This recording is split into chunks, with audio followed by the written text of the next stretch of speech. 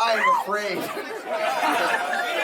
I'll play one that's a lot lower energy than that one. This is a song. This is a cover song. I don't usually do cover songs. This is one that I really like. It's by a man named Hank Williams, and I'm doing it for. I'm doing it for Eric, who plays.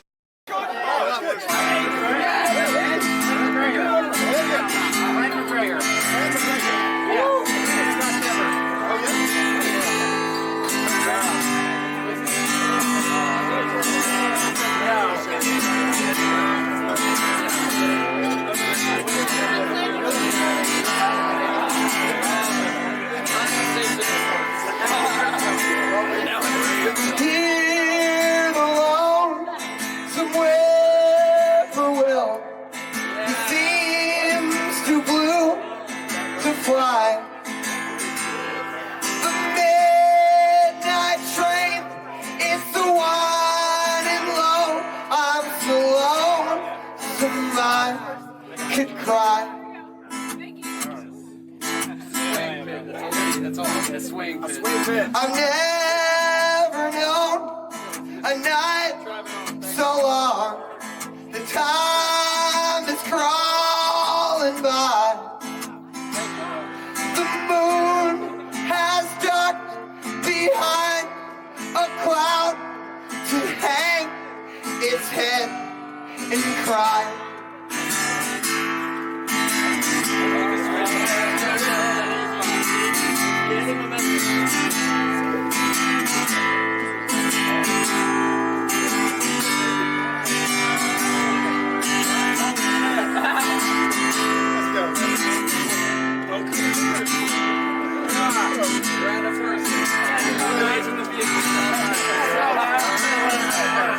Have you ever seen the robin weep as leaves begin to die?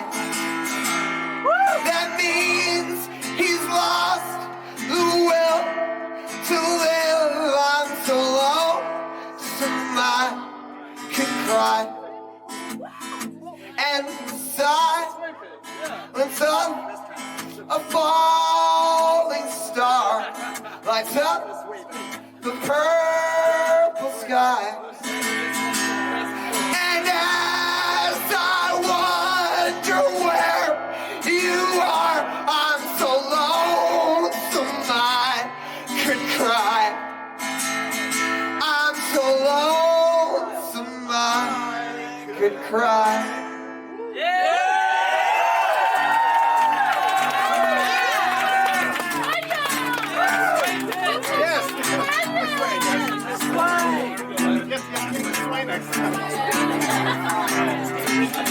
I lay down an awful wreck, pissing down my window and smoking in bed. The good don't die young, they just haven't had time to fuck up the same as the rest of us yet. I want nothing at all. I'd be driving drunk if I still got drunk. Or rev the ignition straight onto oblivion, into a void as pure as they come. But if we are to get them, let's not live as ghosts. And if we are in jail, then we can leave the house. And I'll show you that there's reason to hope in the spray paint that's all over downtown. So fill up our shopping carts with the things we need and just roll out the front door. Past the cashiers and security guards. Whoa! But the magnets trip the wheel locks before we even clear the parking lot and take off running through the neighbor's yard.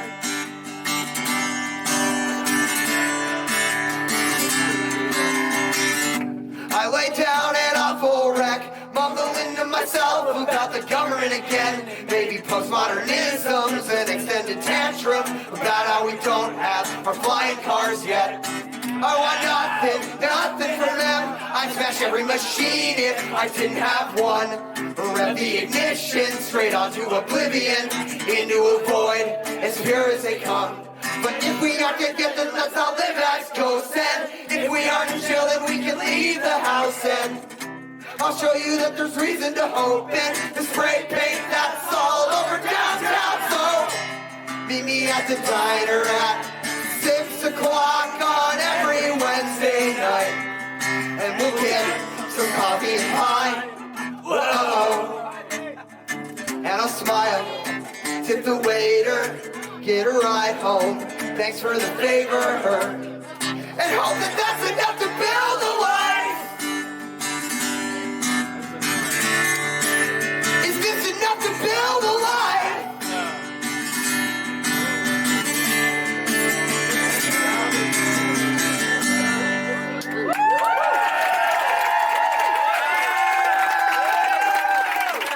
Oh, thank you. Here's one about the desert where I live. It's beautiful. It's beautiful but desolate, empty and hostile.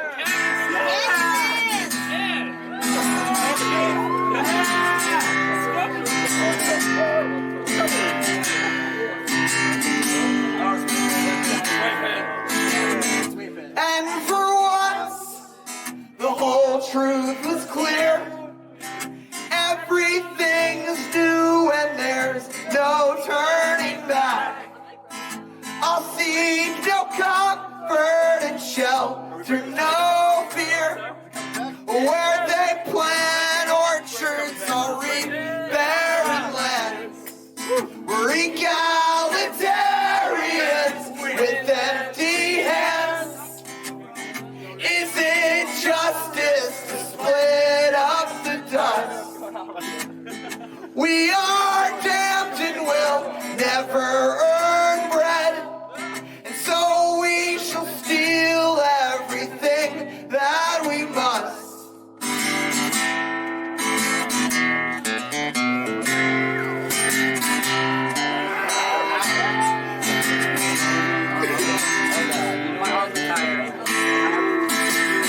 Show me peace and I'll run from that hell.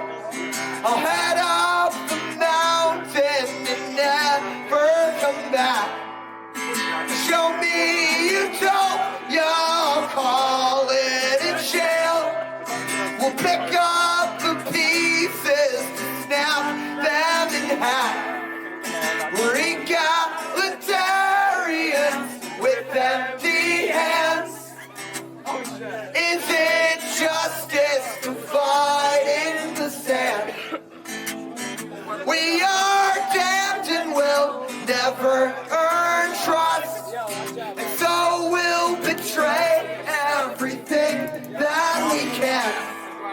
And so we'll betray everything that we can. And so we'll betray everything that we must.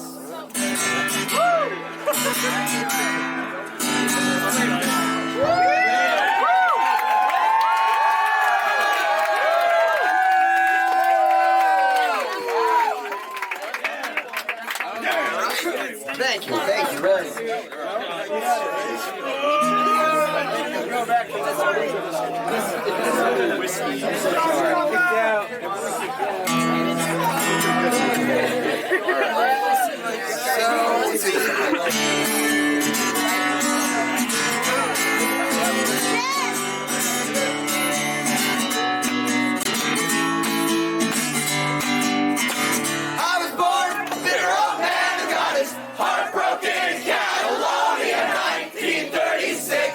Alright, since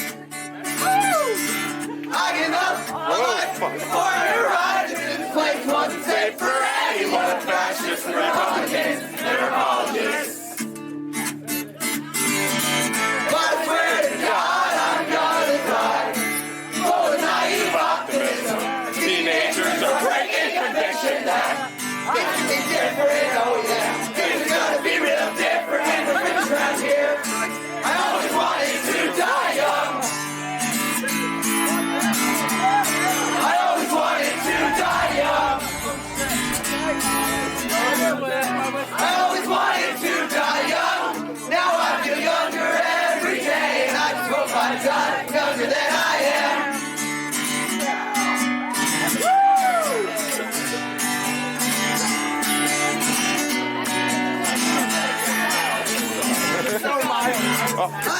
from a dozen states away, shivering through a dope sick morning of no money left and nothing else to steal.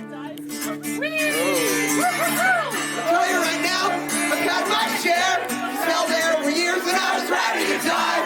If only they recently had I'm willing to live. And I swear to God I feel this plan. Things end up this way. I had a teenager conviction that I would be different, oh yeah. I was gonna be real different than the person I became. I always wanted to die young. I always wanted to die young. I always wanted to die young. Now I feel younger every day. I hope I die younger than I am.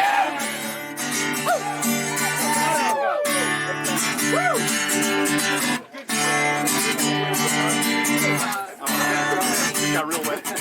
But now that there's a struggle, stagnation, yeah.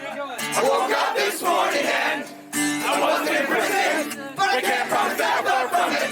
I still kill a man for a cigarette, but my friends told you he's homicide. The song goes out to all our homies locked down. Come on back now, we need you around. That judge doesn't know what he's done. The judges never knew what they do. How could they?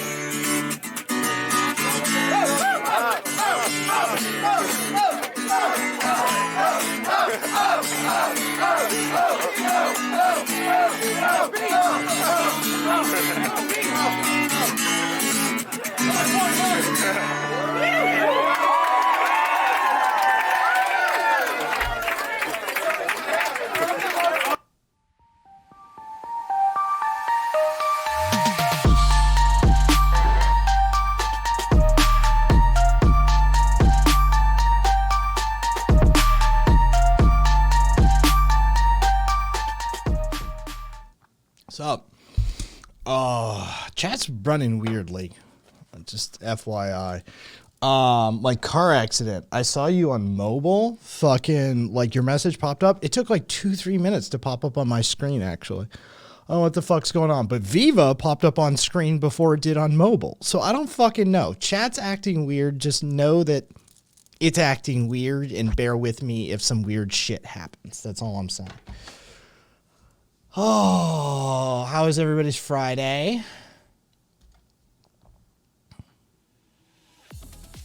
Beast, yep, I see you. Yeah, oh no, the Senate's gonna kill that marijuana bill. You know that, right? There's a distinct possibility. There's a distinct possibility that will be occurring. So, not quite as gaunt. I've got a couple pounds back. Oh, it's a fight to get weight back on me. Man. But yeah. So, Friday, bad movie night. Guys, thick arc. Dude, fucking Beast. There's no way I could ever have a thick arc. Like, it just can't happen. Dude, I wanted to get up to 160 this year.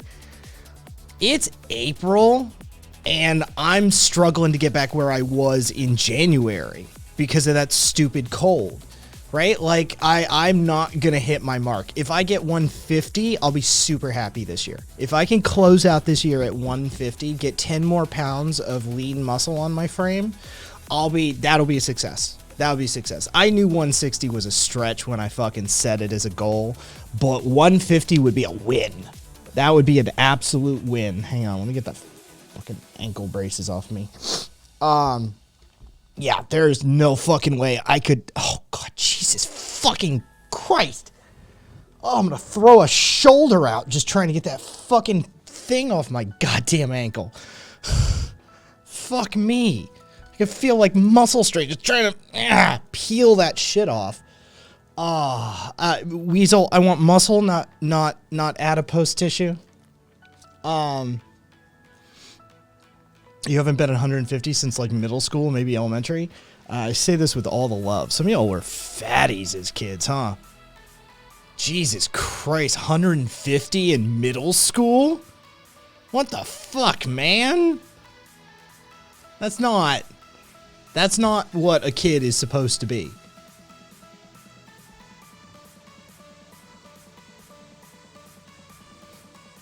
That's just not. You were a Risperdal kid. I hit 200 in 8th grade. Jesus fucking Christ. In 8th grade, I would have been... I don't even know. I graduated high school at 110 pounds. I'm not kidding you. I graduated high school at 110 pounds. Straight up. Yeah. So, 110 pounds, graduated high school. I was... I know some women that would hate you. Oh, yeah, all of my female friends. Like, you know... I'd be like, yeah, I wear a size 0 or a 00. Instantly piss them off. Instantly piss them off. I'm like, you know, oh, yeah. Yeah, I wear like a size 0 or a 00. Fucking, yeah. The spite is real. The spite is real. Hey, tech support. I haven't grown an inch since I was 12 years old. 150 pounds? Yeah, that was me at my leanest as an endurance athlete. Jeez. Yeah, I'm working for it. I'm working for it. I'm working for it. I'm trying. I'm fucking trying, man. I work out. I fucking pack in the food. Dude, there's days where I'm walking around this house, like literally like at like 4 or 5 a.m. just with like, I'm doing the walk because like the torso is full, right? Like the stomach is packed full of fucking food. Like I'm literally just, yeah, fucking protein. Dude, like yesterday, my workout, dude, Wither, the struggle is real, man, right? The struggle is fucking real.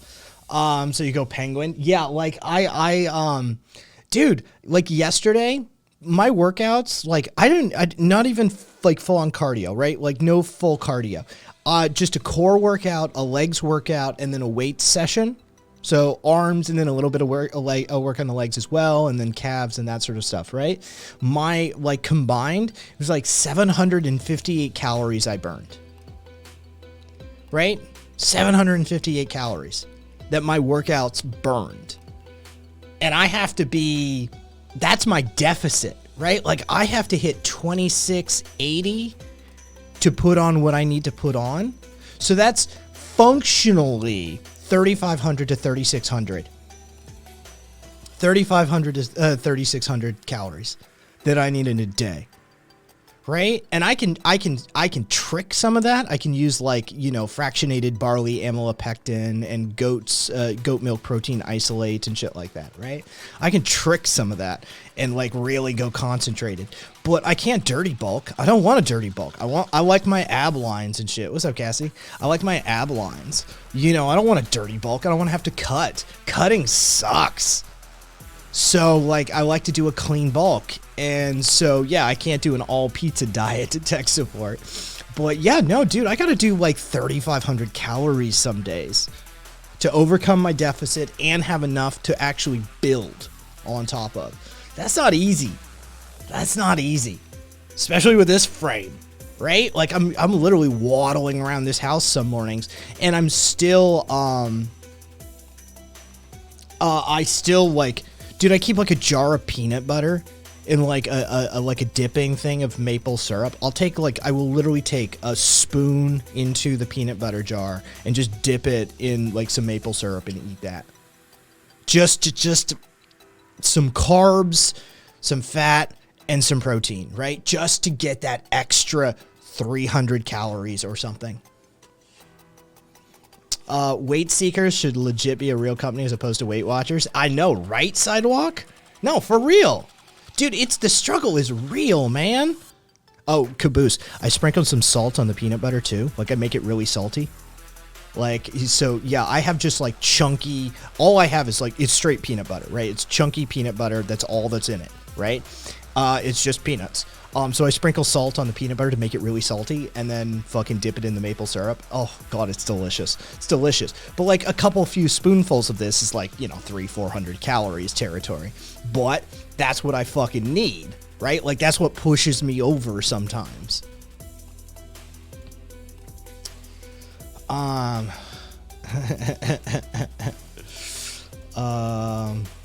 Oh, good on you, Caleb. Have fun. Savory sweet. Exactly, Carpe. Dishes are done. There's fingerprints in the peanut butter, and your daughter might be pregnant, says Beast. Oh, wait. Peanut butter is a superfood. How do you know a hippie has been in your food? How do you know a hippie has been in your house? The dishes are done. There's fingerprints in the peanut butter, and your daughter might be pregnant. Fair enough. Oh, it's true. It's true.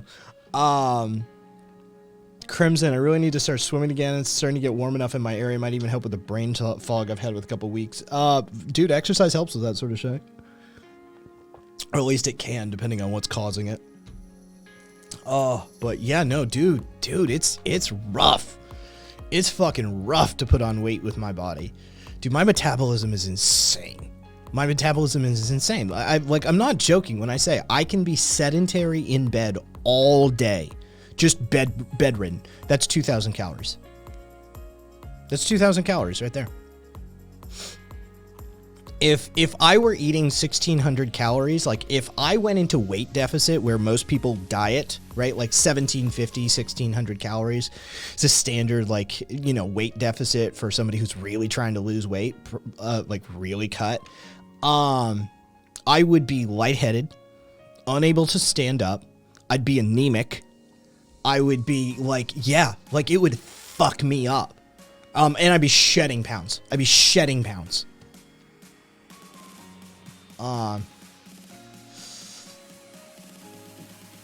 Fucking Carpet, wish I could do that. Caboose, I wish I had that kind of metabolism. Beast, meanwhile, I eat once a day and I'm trying to get back to 200. Dude, I'm telling you, it sounds like it's great. This is some monkey paw shit. Trust me. People who are overweight wish for this stuff. I don't wish for the metabolism of people who struggle with their weight, right? This is some monkey paw shit you're wishing for. Trust me. 1, the food bill. 2, that's the first thing you need to consider. You need to remember that you could be paying for that food in a capitalist system more often than not. So, food bill right out of the gate. Fucking a week I would take tech support. But that's dude, it's a lot of work. 3 meals a day minimum, high test meals, right? Like you need to have high test meals. I was like that about 20 plus years ago, but it slowed down to a crawl. Carpe, that's not fucking okay. So I've looked at just a week. Yeah, just a week. You could probably lose tech support with my metabolism. If you went intermittent fasting or fasting straight up for that week, you could probably lose like 5 to 8 pounds. You could probably shed 5 to 8 pounds in that week. I dropped 5 and I was still eating. I just wasn't packing it in while I was sick, and that was about 8-10 days. And so, like, even still fully eating, yeah. So, like, if you went full fasting with my metabolism for a week, you could probably shed 8 pounds. It's fucking stupid. But, yeah, you could do it. Carpe, I covered a study that looked at people from infancy to the age of 90 a few weeks ago. And what it found was that metabolism actually doesn't really slow. It slows 0.4% per year after the age of 40 functionally. What people actually have happen to their metabolism is that their eating habits shift as they get older, and their rates of exercise due to injury or sedentary lifestyles, rates of exercise decrease. So functionally, what we found was that infants, toddlers have infant to toddler have the highest metabolic rate, but basically by teenage years it stabilizes, and it very little does it actually decrease over the course of a lifetime. Human beings' metabolism is actually fairly stable across the span of our lifetime. It's our lifestyles that change that then impact our metabolic rates. It's not the underlying like basal metabolic rate. To be fair, I slowed down, says Scarpe. Yeah, it's not the metabolism itself that slows down on us. It's our lifestyle that slows our metabolism down. And that can be because of getting older. It can be because of injury, or it can just be because we got lazy. Either way, yeah. I've lost like 10, 15-ish pounds over the past 2-3-ish months.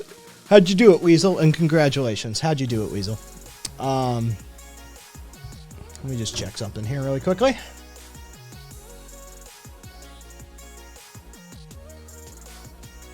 Fair enough. I'm a little tired. Just a little. Puka, I'm just saying, I'm just a little tired. But, you know, still recovering from yesterday's workout a little bit. My legs are a little sore. My calves are a little sore. Biceps are a little sore.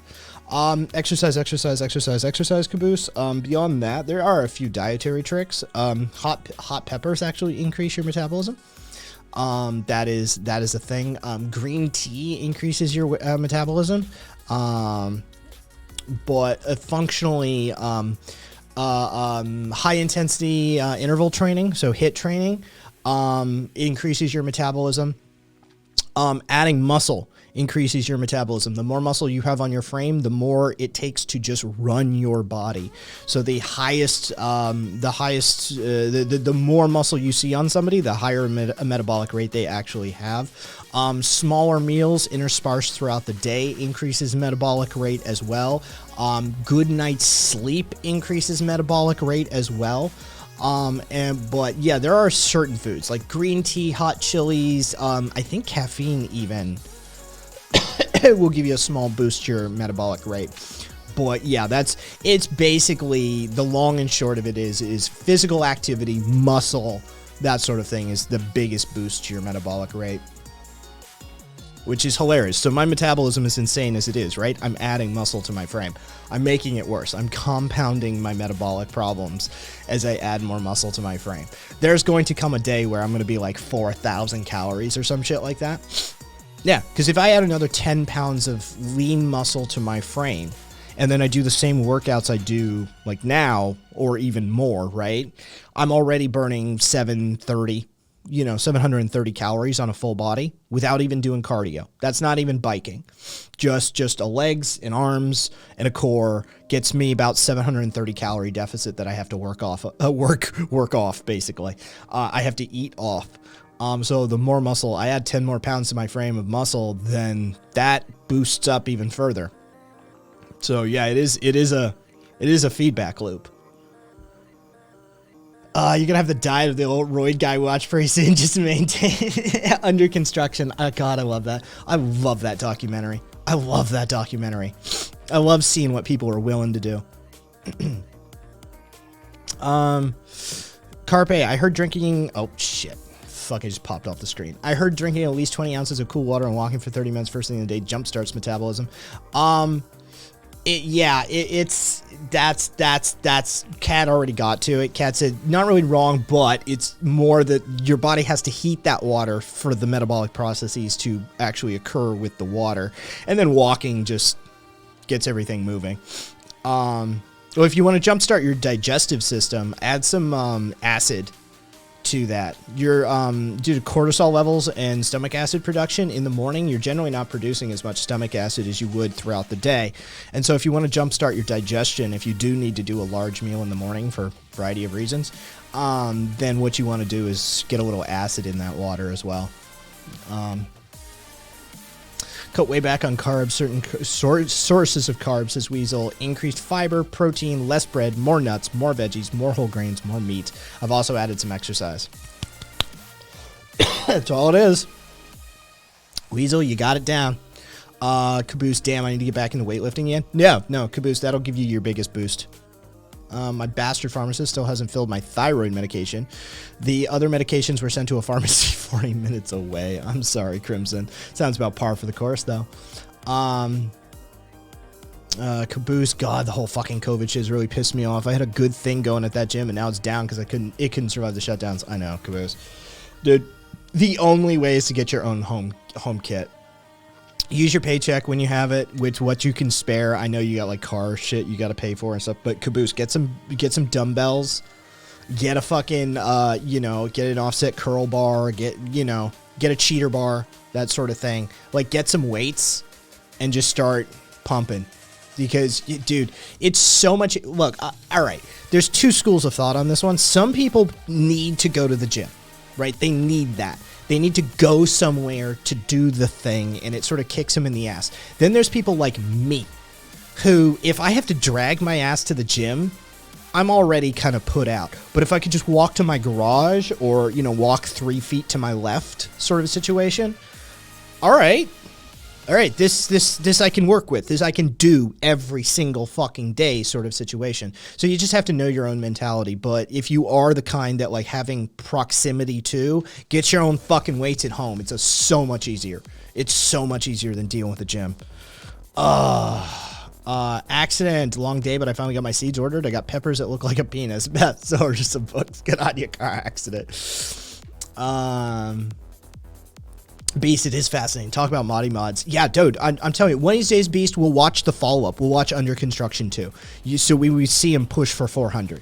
Dude, we will watch that one of these days, Beast. One of these early morning sessions or like random like Saturday or Sunday night sessions, Beast. We'll watch Under Construction 2. You need to see him push to the 200, to the 400. It's insane. With my acid reflux, I think this is the last thing I need. Think caboose, stay away from it. Weasel, I put kimchi on everything. Yep.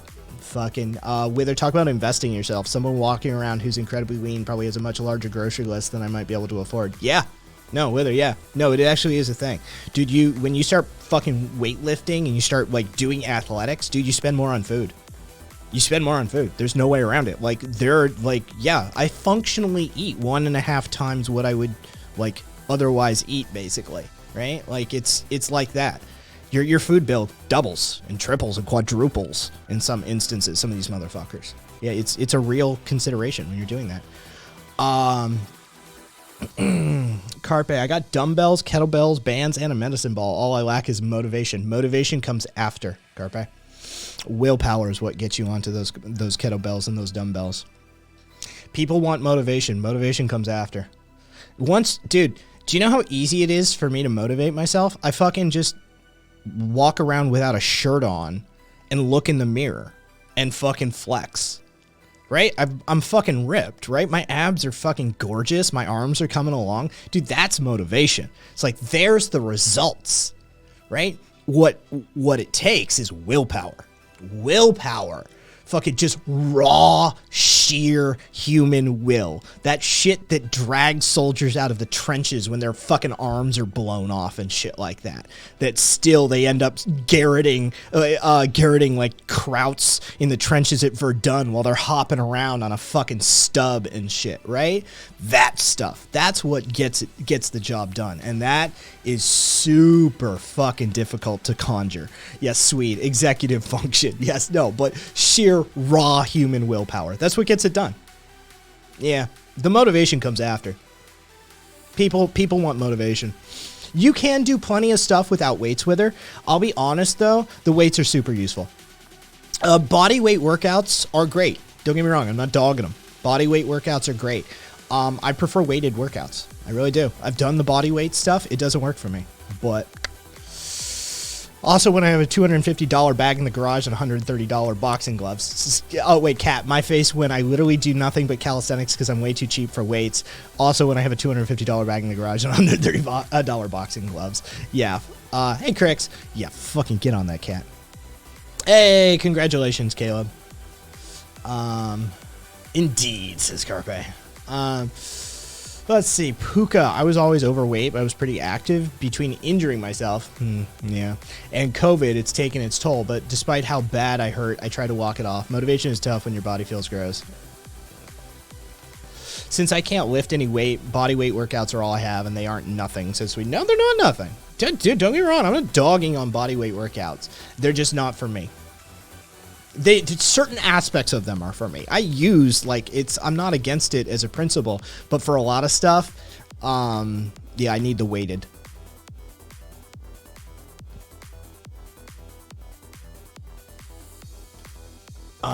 Dude, Glazy, could you understand how, like, I don't know, a respiratory infection might decrease your physical capacity?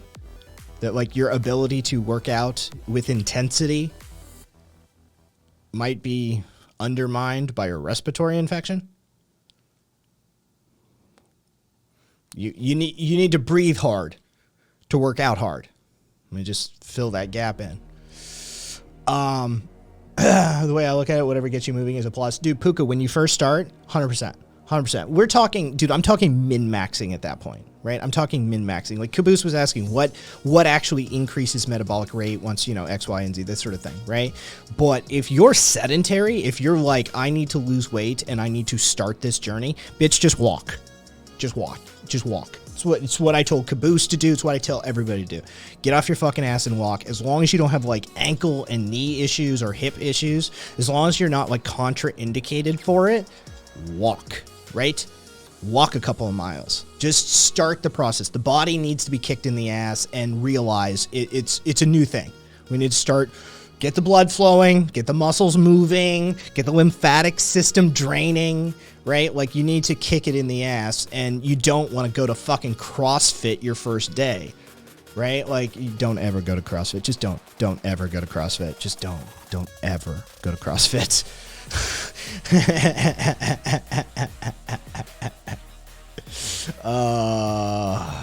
When Caboose, when he says I'll have to sit down and figure out what exercise routine that I can do myself with specific activities I can do and minimize the floundering around that really kills my motivation.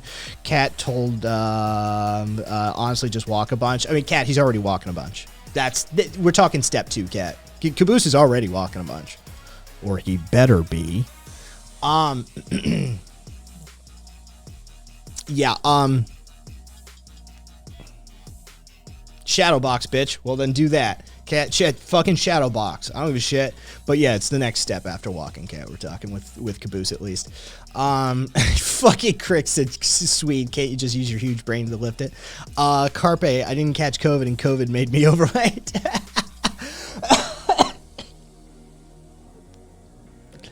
Oh, god damn. Cat said, Glazy, dude, I knew folks who were amateur fighters whose career ended overnight because of COVID. We're talking triathlons between fights and while they're recovering athletic. Yeah, dude, COVID will fucking absolutely ruin your athletic career. Absolutely. Yeah, depending on your job. I mean, Glazy, if you got an office job, working doesn't help.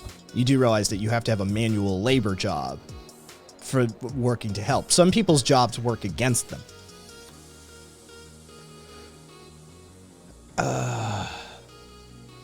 I feel for the CrossFit people, said Viva. Must be super hard for people to mention it every 3 minutes.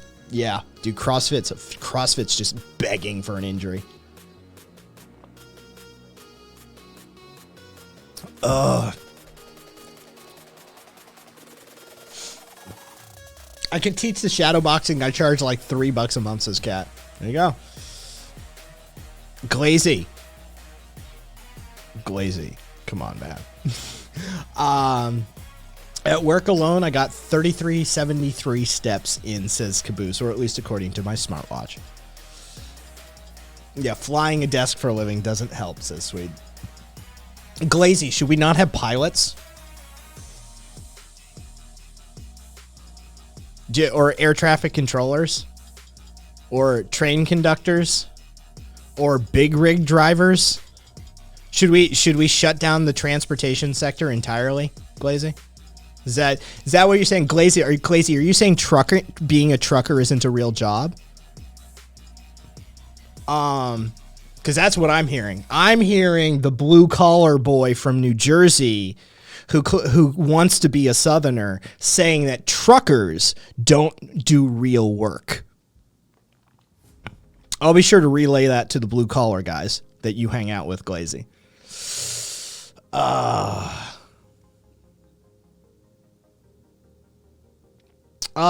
I have mixed feelings on various types of shoes.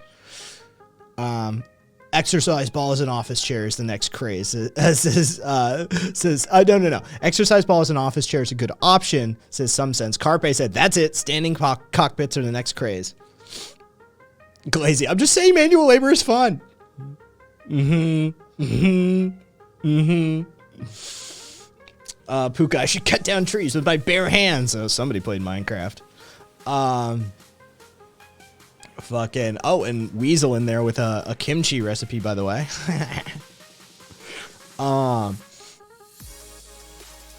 Carpe labor. Sorry, Carpe said labor is fun when you reap its rewards. More fun. It was immediate foul. Yeah, fucking just walked into it. Just fucking, here's a punji pit. Feel free to step in.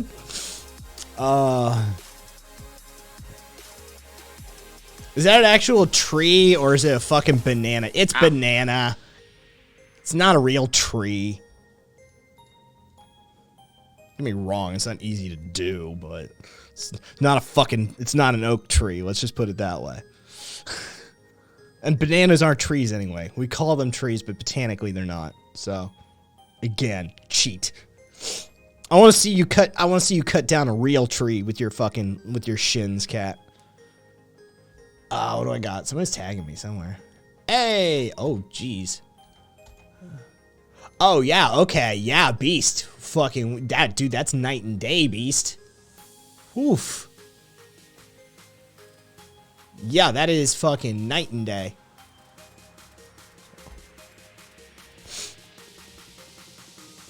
Wait, we have a real tree? Yes! Add a girl, and it's a little girl. Yes!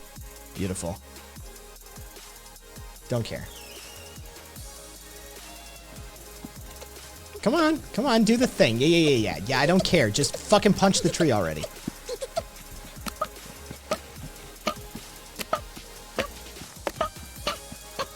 Wait a second. This is a rotten tree. It's a rotten tree. It's not a fucking intact tree. That's a rotten tree. I could tell by the sound before it even fucking, before she even started punching. Before it started falling apart. I'm like, that's a rotten tree. You don't tell it. You don't fucking sneak a rotten tree in on a Vermonter. Yeah, that's so not a fucking intact tree. Poser. Exactly, Puka. 100% poser. Termites did most of the work. Yep. Fake news. Fake news. Fuck it. If there's anything a Vermonter knows, it's the sound of a tree being knocked down. Cupcake Girl needs to be wearing goggles for that. That's not the point. God damn it, why do you spoil so much fun like that? At least she's having fun. Yeah, that's not what we're doing. You're ruining our fun. I think there's one of Madison Cawthorn punching a rotten tree too. Oh, god damn it. Of course there is. Caboose, if it sounds like paper being crunched, it's a rotten tree. All that sawdust in the lungs. Yeah, it's good for you. It's good for you. It's healthy. It's healthy. It's organic. I don't care, Boom. I don't care. Look, I don't give a shit about Grimes or Hassan, but the only thing I give even less shit about than Grimes or Hassan is Grimes and Hassan. Right? Like, that's a confluence of Kai not giving a fuck. All I can hope for is in like a Grimes Hassan meetup is that TOS, right? Like I like homie. Fuck both those people. I don't give two shits about those people. Right? Like, why does all the terrible shit always happen to good people? Right? Fucking Hassan is like rich and famous. Grimes is rich and famous. Like, who gives a fuck about these people? Fuck these people.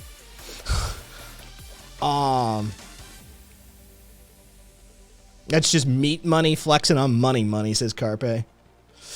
No, Glazy, they split up. That's why Elon is all anti-trans now, is because Grimes is dating Chelsea Manning.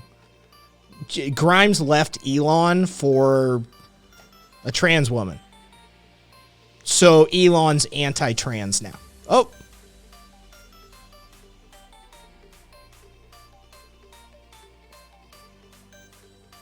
Did I get kicked off the air? No? Okay. I'm like, did I get kicked off the air for saying shit about Grimes and Hassan? No, the levels are just bouncing. The levels are bouncing. We're having connection issues. Yeah. I'm like, oh, I dared to speak ill about Hassan and Grimes. Kick him off the fucking air. Wouldn't surprise me.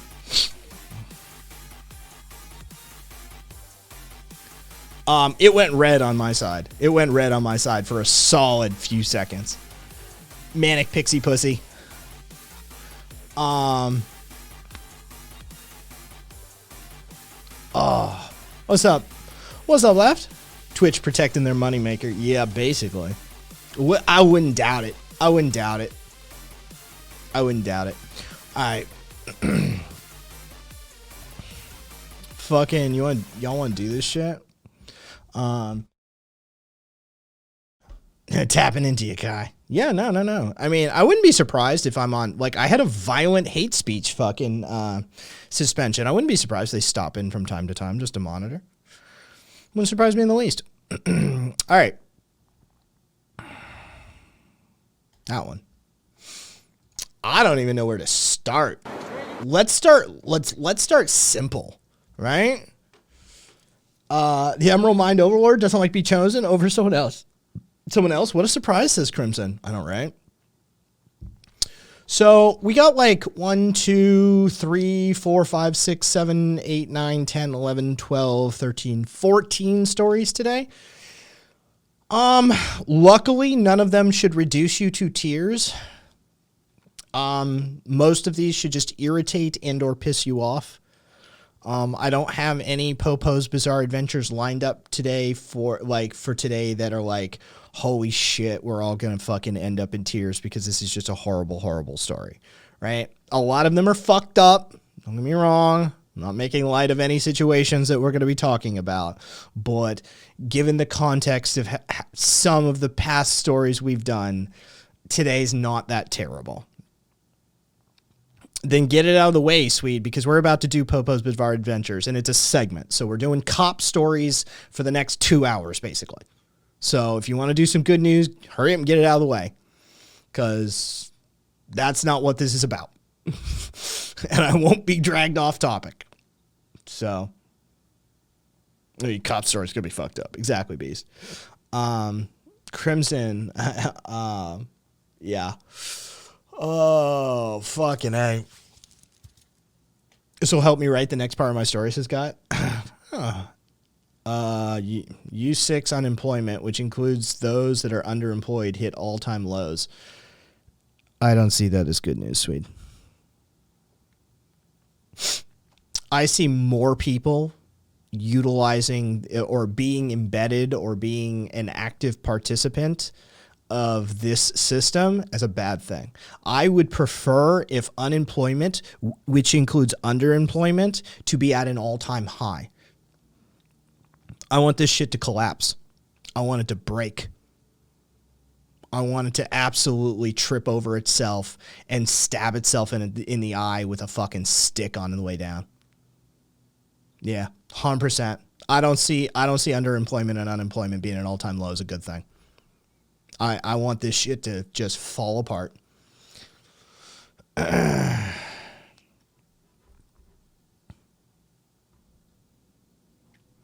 Madeleine Albright was okay with killing 100,000 Iraqi children, Glazy, in order to further our goals as a nation state. Sacrifices is my point. Yeah. Christian Smalls, the union organizer. Yeah, I mean, Swede, everybody knows that. No offense. But, I mean, if you don't know that the first Amazon warehouse union was formed today with a vote of like 1,800 or something, right? Like, I don't know where the fuck in the news cycle you were. But, yeah, the first Amazon warehouse union, Amazon Labor Union, the first ALU was formed today. An organizer who got fired for attempting to organize, a guy by the name of Christian Smalls. And so, yeah. No, caboose. That actually happened. Can we say if you don't know you're a bad leftist? Yeah, 100%, Beast. Feel free, 100%. Yep. If you don't know, you're a bad leftist.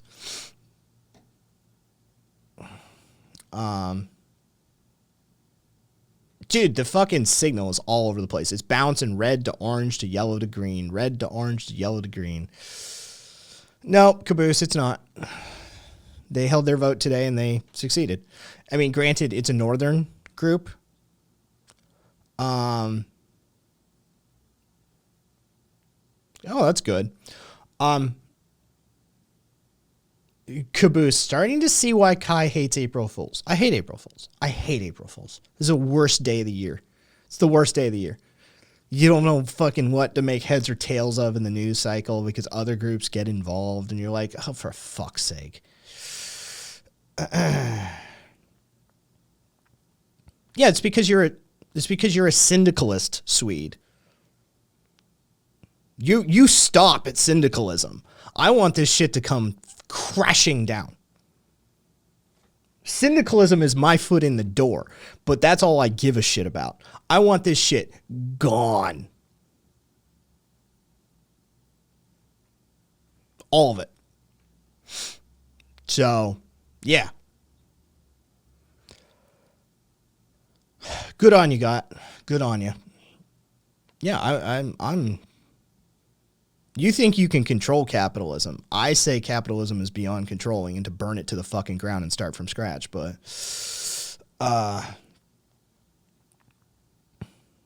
Carpe, the status quo is accelerationism. Yeah. So just accept that it's accelerationism and lean into it. Fucking the people are, I'm going to say this out loud. The people are not prepared to make the decisions that they need to make, even if they were empowered. We've got generations of lead poisoning and brainwashing and propagandization, right? Generations, right? Fucking those Amazon labor workers, those Amazon union members, dude, they just want better jobs. I want the system they operate under to be absolutely torn to the ground. I don't want them to need those jobs. They will fight to keep those jobs now. They will fight to keep those jobs. I'm on Bob Black's side. Fuck your job. Fuck the whole thing. The whole thing is broken. And people will fight to maintain their masters. People will fight to keep their enslavement. Well, I mean, as long as we, if I can get some decent health care, if I can, make a living wage, fuck that. I'm past that. At least today I am. Some days I'd argue for syndicalism, but again, it's always a foot in the door. It's never even a way station for me. It's nothing. Fucking get rid of the whole thing. I'm over it. I'm over it. And so, yeah, good on them. Good on them. Maybe they'll get some decent living conditions. They'll get some decent working, living wages and stuff like that. All that does is keep Amazon moving. It doesn't disempower Amazon. You know that, right?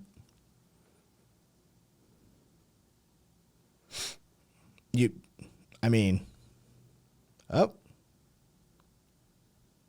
Here we go again. Tech support wage. Fuck that. Abolish money. Yeah. That doesn't disempower Amazon. The consumer disempowers Amazon. The laborer doesn't. That's not how you're going to bring Amazon to its knees. You're going to bring Amazon to its knees from the consumer side. Are Americans ready to stop consuming? Are they prepared to make the changes necessary to address anthropogenic climate change? See, Weasel, it won't be a fucking stop along the way. It will just be a destination. It will. Dude, we've done this before. You know that, right? This is the 1880s to 1920s all over again. We're arguing for the wrong thing again. We did this before. We did this before. There'll be some great labor victories, and there'll be some concessions made, and then there will be a shit ton of backsliding when people get comfortable. Carpe, this is just pre-New Deal. Yeah, dude, I'm sorry. Student of history here. I'm seeing patterns I've seen before.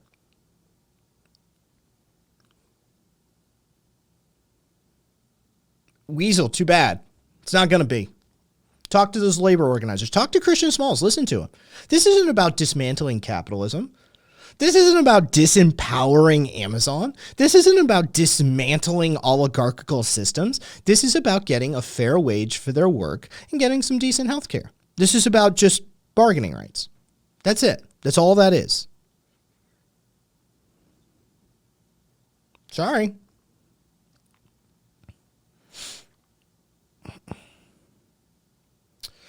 But electoralism is will only ever negotiate around and always from the gains won by the last uprising.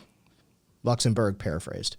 Amazon takes a loss every quarter on sending you packages. They make their money by being landlord for the whole internet, says tech support. Yeah.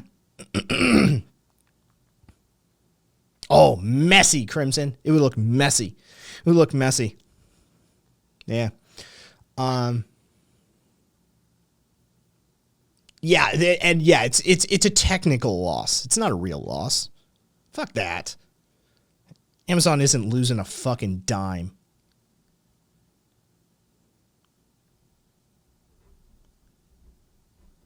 Monsieur, has capitalism not conquered all? Is there a corner of this globe that capitalism can't touch? It even influences North Korea by external market mechanisms.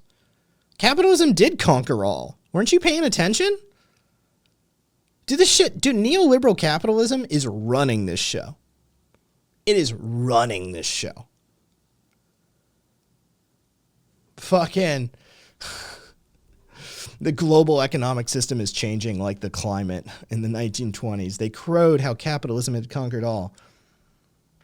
And then in 1947, they passed the Taft-Hartley Act, in before there a China stands his cat.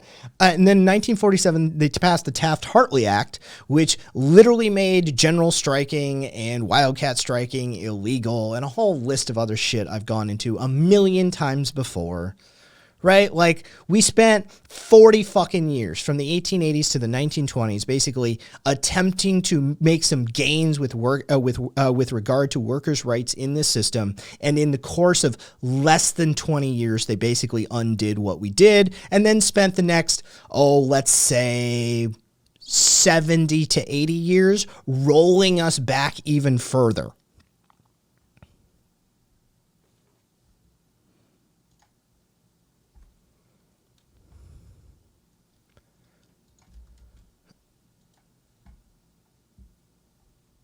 All right, fucking Cupcake. This is the worst fucking format. All right, so it goes this order. What are you trying to tell me? Whoa. That I can get better work? Whoa. No, Lib. I'm trying to tell you that when you're ready, you won't have to. Like, I don't know what y'all think Bob Black and anti-work is about, but yeah, great. Cool. A few less people are going to be a little less oppressed. They're still going to be working for Amazon, of course. And the concessions that they make will not fundamentally revamp the worker field for Amazon. And also Amazon's going to figure out ways to manipulate around this. But again, it's a happy day for a few people. Just contextualize it correctly. Don't think that this is somehow this is somehow a temporal marker for the downfall of capitalism. This is at most one step in a direction that we have been backslid miles over decades. We got a lot of fucking work to do. A lot of fucking work to do. And even if syndicalism was a stop on the way, which I so hope it's a stop on the way, the truth of the matter is we are so far away from syndicalism. Okay, syndicalism is the workers controlling the workplace. You understand that, right? This is really no closer to syndicalism than it was yesterday. This is just collective bargaining. The workers of the Amazon warehouse in New York only have managed to scrape back some, because remember the Taft-Hartley Act, some collective bargaining rights. That's it. So the left needs to like moderate its expectations appropriately, please. There is way too much celebrating in circles that should not be celebrating. That's premature victory if there ever was, right? That's just... You should have already bought a house, Glazy. Too fucking bad.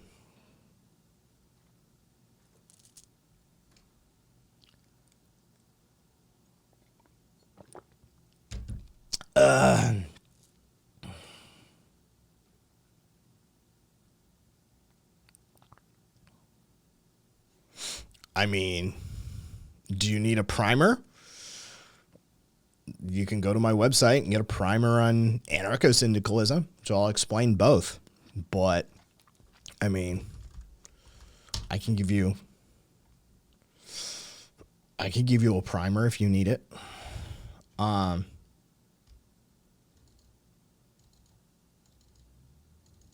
So, number 3, we'll see. Number 3 of like the main points on syndicalism being trade unionship, right? But number 3, seeing the general strike as the supreme revolutionary weapon. General strikes are illegal in the United States at the federal level, right? Favoring the replacement of the state by a federal economic organization of society. Are these anti-statists that have been organizing in New York? No, they're just laborers who want collective bargaining. Seeing unions as the basic building blocks of a post-capitalist society, right? No, not what they're about, right? Like, this isn't syndicalism. This is just unionism. Like, it just is, right? So, either way.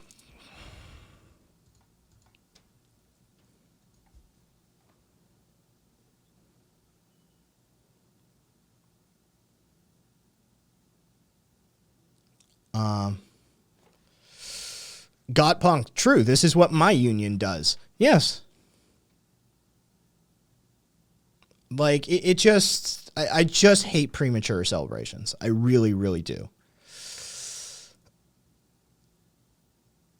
Weasel? It depends which day you catch me on, Weasel. I feel you. Yeah. It really depends which day you catch me on, but I understand that sentiment deeply.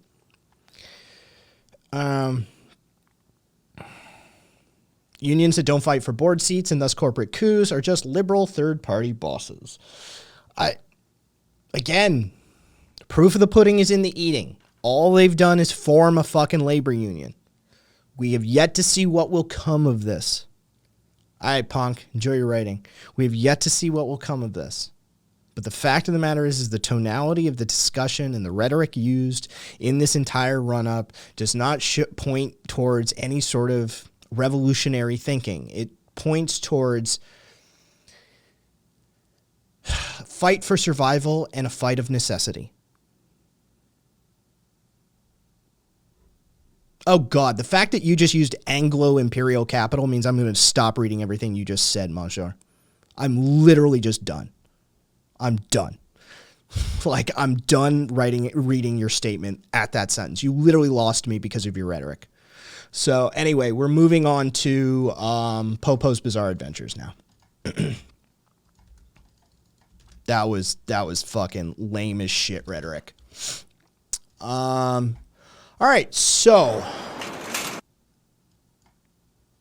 rhetoric matters. So, yeah, Carpe, 100%.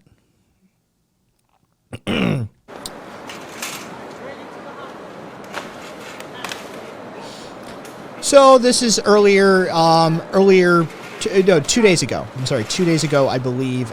This would be the sanitation workers. This would be a Department of Sanitation.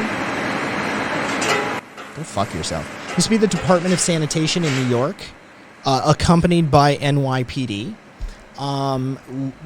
Essentially throwing away all of the belongings of a homeless encampment. As you can see, I mean, it's fairly well put together, right? Like tents, little food, little trailers.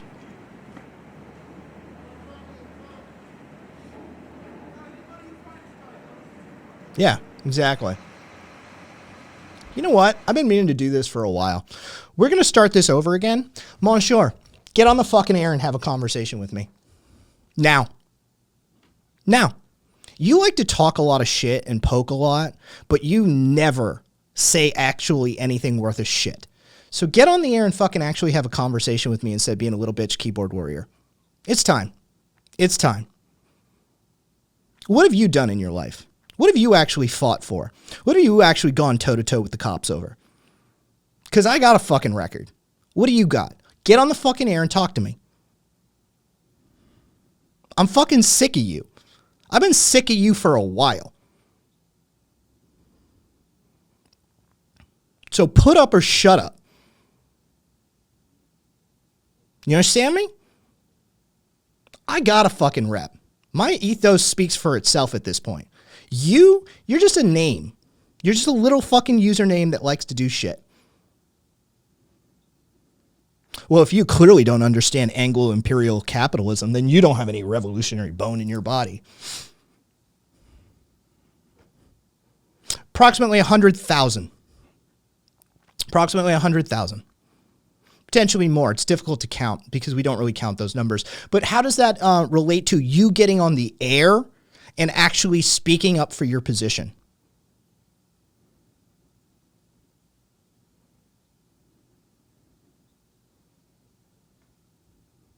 Come on. I have stopped the show. I have stopped the show. We are waiting on you. Oh, yeah, because I've never criticized that whatsoever. Okay, if you don't get on the air and actually have this conversation like a real fucking man, then say goodbye.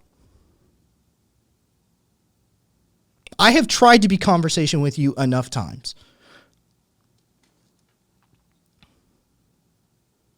I have been critical of the military-industrial complex my entire fucking life, right? I talk shit about these assholes on the regular, right? What do you got? Get up or shut up. That's it. There's no further past this. Next statement you put in chat that isn't straight up, I'm coming into Discord to have this conversation with you, you're gone. You understand that, right? So type what you got to type. Oh, there you go. Peace. Good luck. Anyway, now back to what we were doing.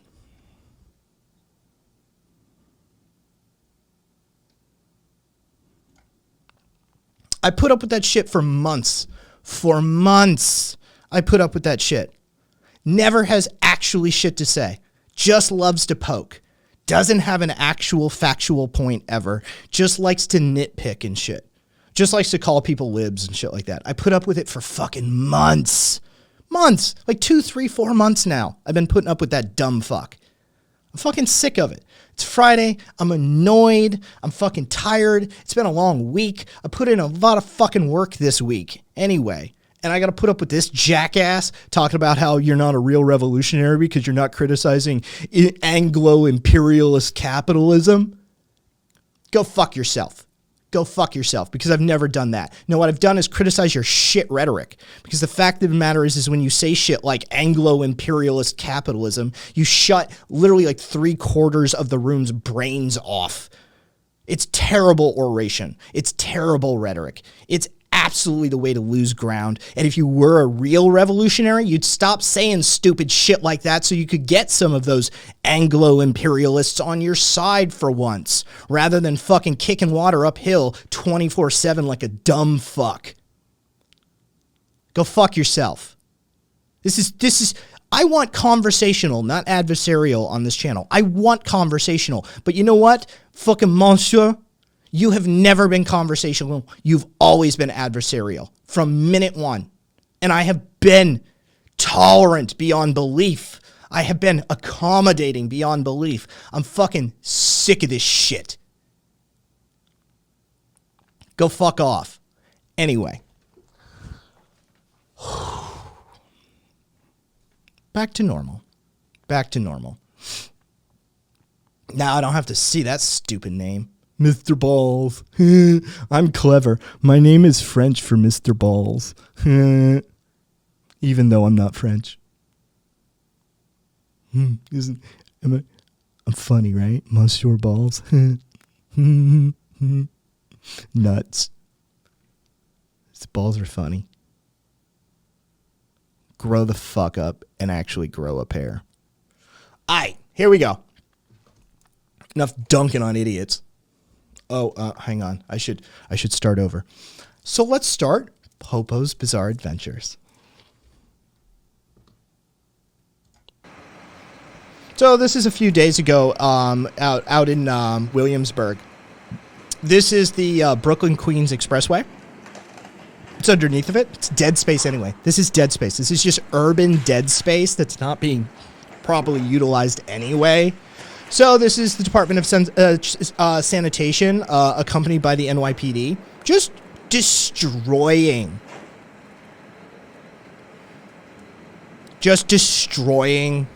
people who have no homes, their stuff. Yeah, chairs, tables, coolers, tents. They're just destroying their shit. This is just vindictive, vengeful capitalism. That's all this is. And these fucking bootlickers. Look, I like sanitation workers. I like sanitation workers, right? They're a necessary element in this society. You're nothing more than an agent of the state, and you're a fucking bootlicker just like all these other assholes, right? Go fuck yourselves. Absolutely complicit. Class traitors. Definition of class traitors.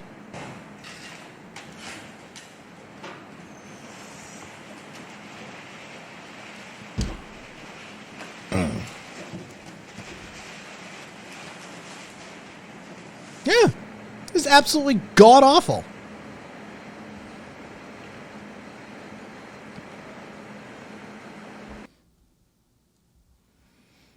Let's see. Hang on. I think I have... Yeah, I have more. I have more. Let's turn that way down.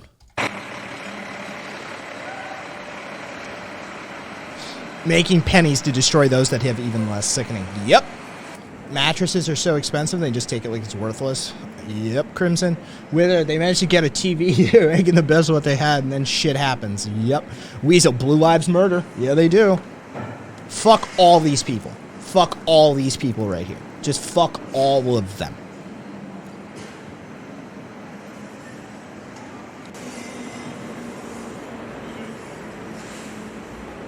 By the way, so you guys know, while they were doing this, the actual real feel temperature, the actual ambient temperature for how a person perceives it was approximately 10 degrees. This shit ain't in Las Vegas, right? This shit isn't in Southern California. This isn't fucking Williamsburg. This is in Brooklyn, New York, right? When they're doing this, this is 10 degrees. That's kill people temperatures. 100% Carpe. 100%. Born a cop. I was born a cop. Oh, they shoved them off to the side, Cassie. They're all, like, you can see them in one of the shots. They're off on the edge. They've basically moved them. Viva. Our public defender system is so backed up.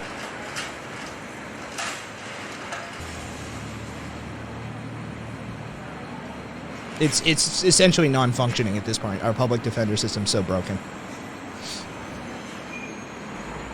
Those are regular people that decide to get up and kill, or hurt, or rob and steal. It's not the homeless that do that. Preach. There. Those are regular people that decide to get up and kill, or hurt or rob and steal. It's not the homeless that do that. Or it's not only the homeless. Like, you're kicking us while we're already down. It's a nightmare. I've been in numerous shelter systems. It's like there's people bidding. It's like they're in prison. You know, you got people trying to claim stuff, and people like, yo, you can't walk through here. Like, bro, you serious? Like, we're not in jail, bro. Carpet. Anyone who thinks policing is a life is 100.9% white supremacist. Played by Society said, I've had homeless friends who died because of stupid shit like this. I am Tony Hawk, although he's never really had a cocaine problem. So, and by the way, I'm not as skinny as you may think I am. But welcome. And I always appreciate a Tony Hawk reference. So yeah, that's what was going on a couple of days ago, in Williamsburg. They were condemning a bunch of homeless people to die by, exposure. Yeah. So, you know, as you do, that's one of the good ones. So we'll wrap up on that one.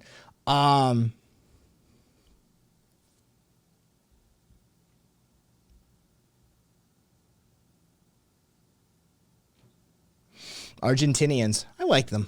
I like Argentina. So the cop gets to rob and kill with slack to save lifetimes. Yes. Yeah, it is a thing. Okay, so let's start talking about your right to film police, because I hate to break it to you, and for those of you who know what I mean by when I say I hate to break it to you, I hate to break it to you, but your right to film police is like sincerely under attack, like in a multi-state, multifaceted direction. Arizona has just passed legislation to essentially make it illegal to film police within, 12, 15, 8 feet. There's some weird variance. It has to be like 15 feet, and then they can close the gap, and then they can like truncheon you in the kidney or some shit like that. Arizona has passed it.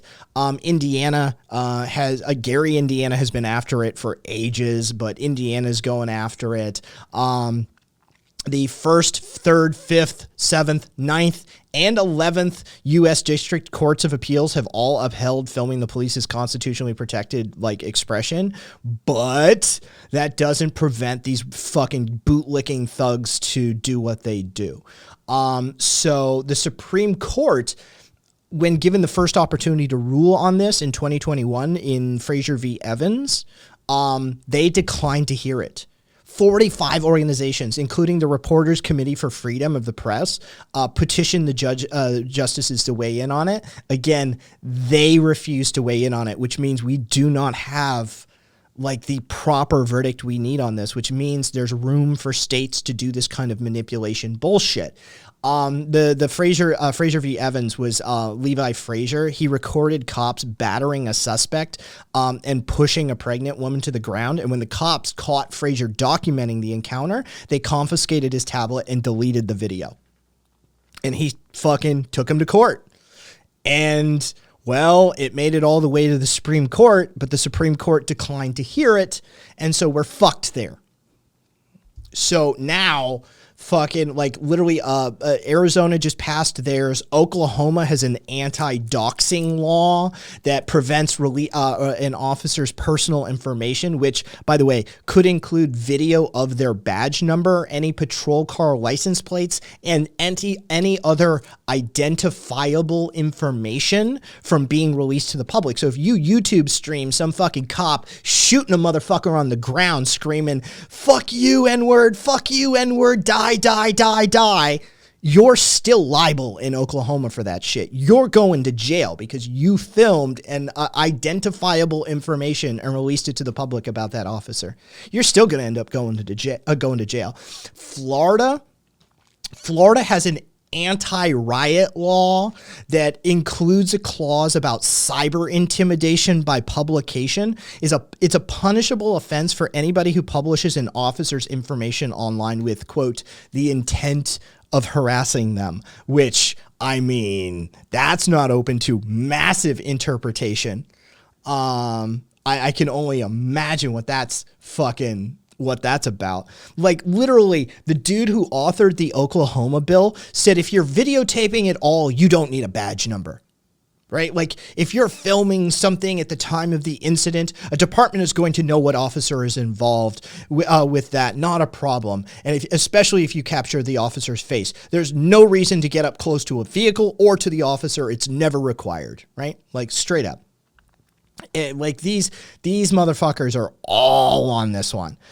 There's a couple of different federal lawsuits going on. Like, the ACLU's got one going, with a dude who was arrested last year for filming the officers who were the plainclothes officers who beat and pepper sprayed a man.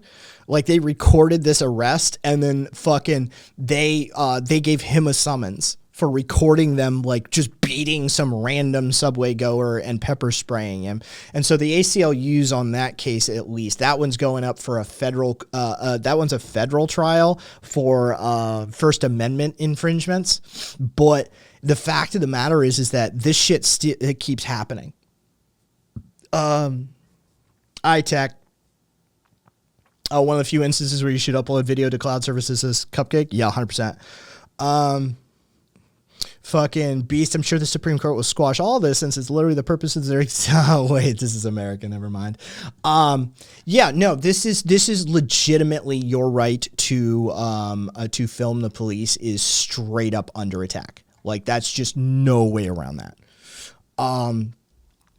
So.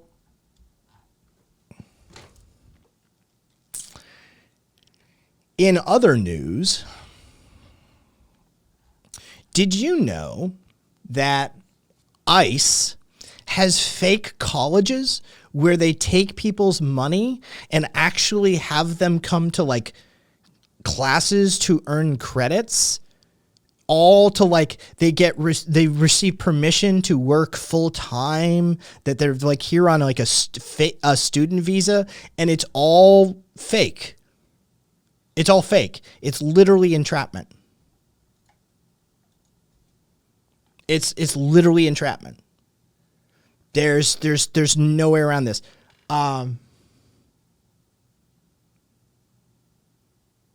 Yes. I don't know why I'm being distracted from the fucking Popo's Bizarre Adventure segment for some fucking Argentinian to need to know that I am aggressively gay, but apparently we're taking a second away from Popo's Bizarre Adventures for some fucking Argentinian to be informed that I'm gay. Yes. I don't know why that's necessary to this conversation, though, to be perfectly honest.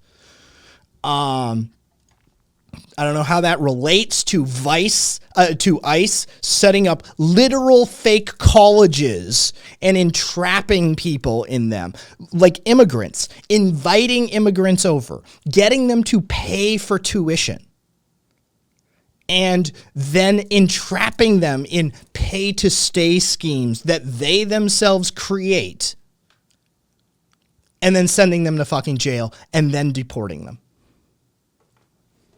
Right? Like, that's actually a fucking thing. Dude from China, a woman from Turkey. This isn't just like Hispanics. You're like, oh, it's fucking like Mexican border crossers. No, they're like inviting people. These are real fake fucking schools they have set up. And they come and they do class. Like, they think they're working towards credits and shit. In the meanwhile, they're being ensnared in this like federal sting operation.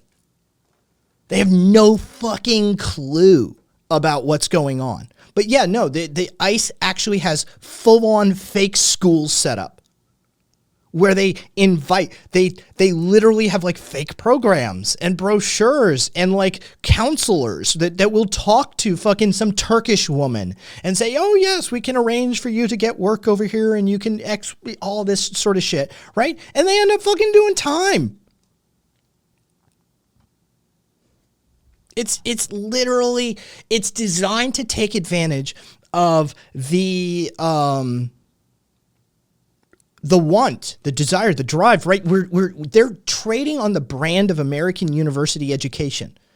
The American education is one of the best you could get in the world if you can only get it, right? If you can get access to it, it's one of the best educations in the world to get your hands on. So they set up fake schools, fake companies, fake visa programs, all to entrap People who are seeking legitimate entry into this country, and they falsify the program.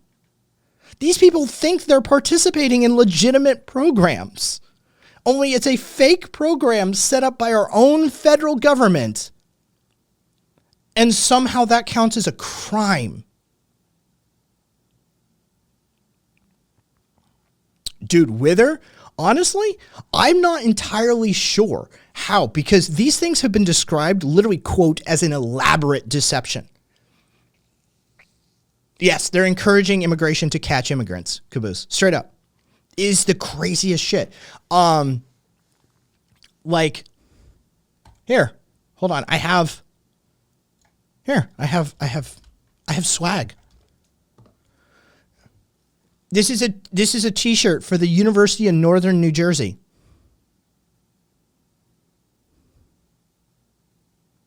Okay? They had unnj.edu set up. Literally a whole website talking about how high quality American education to students from around the world. Quote, this education is based on a foundation of intense academics and real world business experiences set in beautiful Cranford, New Jersey and the surrounding New Jersey and New York City areas. Social media accounts were associated with this. The only thing lacking appears to be reference to UNNJ's men's or women's basketball team in the Final Four of the National Collegiate Athletic Association's basketball tournament, a U.S. appeals court said. Literally, the only reference that any other university would have would be the fact that the NCAA didn't reference this school. Every other single identifier that you would look for in a school or university as to count it as legitimate had been backstopped for this school. How the fuck do you tell the difference?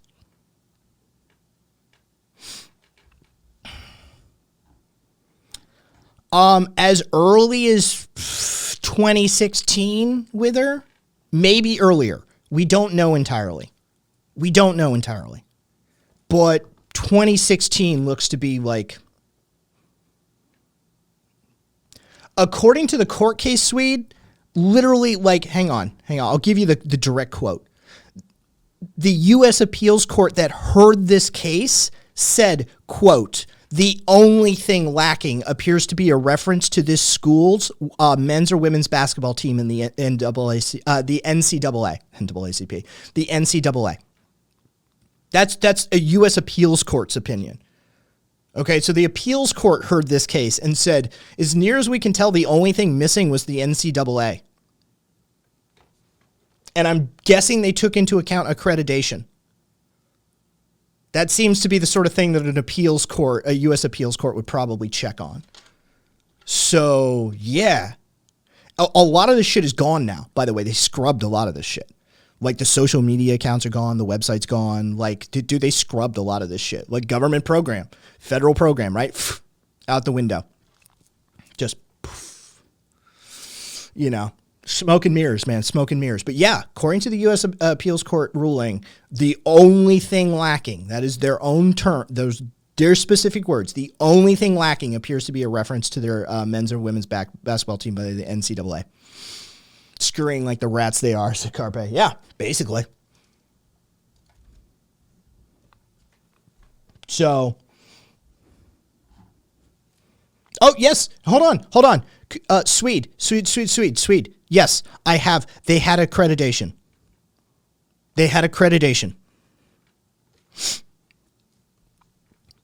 Yep.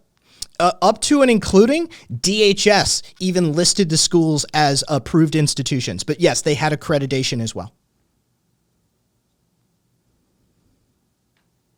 Yep, they had accreditation. DHS listed it as an approved institution. Foreign students who contacted the State Department found that it was valid. Yeah, no, it's literally down the list.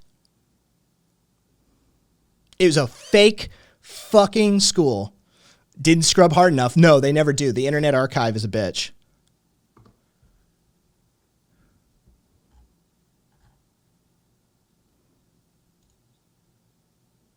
Hey, they have graduate studies. I want to get a master's in computer science. What y'all got?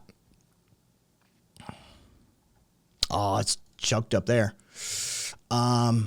Graduate computer programs, computer science program. What we got? Master of Science program in computer sciences builds upon the undergraduate knowledge and theoretical principles in programming underlying computer science in combination with field-specific elective courses such as algorithmic and data structure.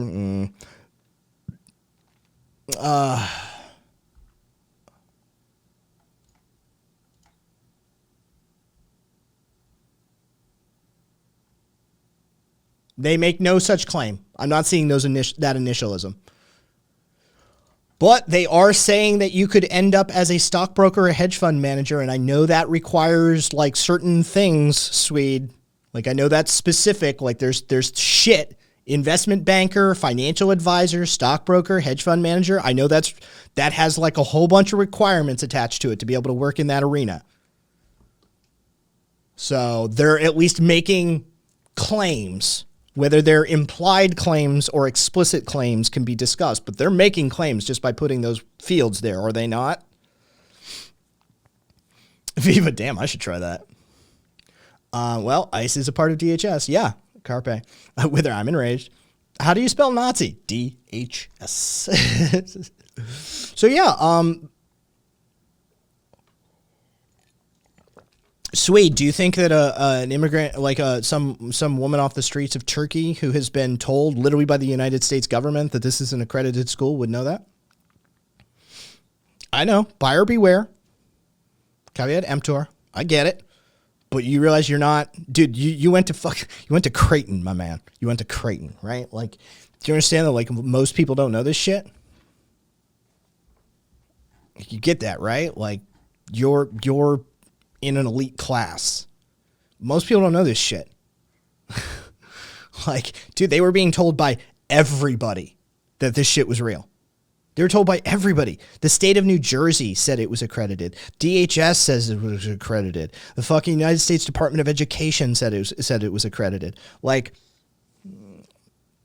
fucking cat, just it's bougie ass fucking college. Just know that. It's about bougie ass fucking. It's a quality college. It's a quality education. Let's just put it that way. Not just bougie, but good, right? Yeah. Like it's a real credential to have Creighton on your fucking academic resume. It really is, and Sweden knows it. Like, dude, everybody fucking told them that school was real. Everybody. Like everybody you could turn to and ask, fucking said, yeah, it's real. It's accredited. The state of New Jersey says it's accredited. The federal government says it's accredited. The fucking academic organizations say it's accredited. Like everybody was on board with this scam. Dude, ICE is out there setting up fake fucking schools. And somehow this is illegal? Like this is literal entrapment. This is literal entrapment. They are enticing people to commit a crime that wouldn't have otherwise existed without them. They created the crime. They literally, it wouldn't have existed without them. They created a fake fucking school. We don't have total numbers, but is Swede, just this one school, the court case that is hearing this has 1,000 foreign nationals involved in it. Fraudulently obtaining student visas for 1,000 foreign nationals in exchange for tuition or kickbacks. It's kickbacks. Yeah, 1,000. They did this 1,000 times with this one that we know about. You know they did this more than once. You know they did this more than once. You know they did this more than once. There's no fucking way. There's no fucking way. Yeah. Oh, by the way, the feds paid people to run it. They didn't just run it themselves. They paid people. Brokers were given commissions to recruit. Brokers were given commissions to recruit. That's part of the lawsuit. It's part of the lawsuit. Yeah. The feds were paying motherfuckers like some used car salesman type motherfuckers to recruit. Yeah, dude. That's some sketchy ass shit. That's some sketchy ass shit. So, yeah. Brokers were scamming them on the front. Fucking undercover agents were posing as university officials, right? Like, straight up. It is. Oh, by the way, all of the brokers who were charged with fraud as a knock-on effect, they all pled guilty. They all pleaded guilty. None received any punishment worse than probation, and less than half of them received any punishment whatsoever. Okay? Probation was the worst that had occurred for any of the brokers that the government hired. Okay, so what do we got? We got some others. Reagan National University and the University of Farmington, two others. Yeah, so at least 3 times that we know of. There's some sketchy ass shit. Some fucking sketchy ass shit. The government agreed in this case to admit wrongdoing. I'm sorry, fucking. They agreed to pay $450,000 and admit no wrongdoing. That's how that worked out. Yeah, fucking. We'll cut you a check for $450,000 across like 1,000 defendants. Okay, 1,000 defendants. They'll cut you a check for $450,000 and admit no wrongdoing whatsoever.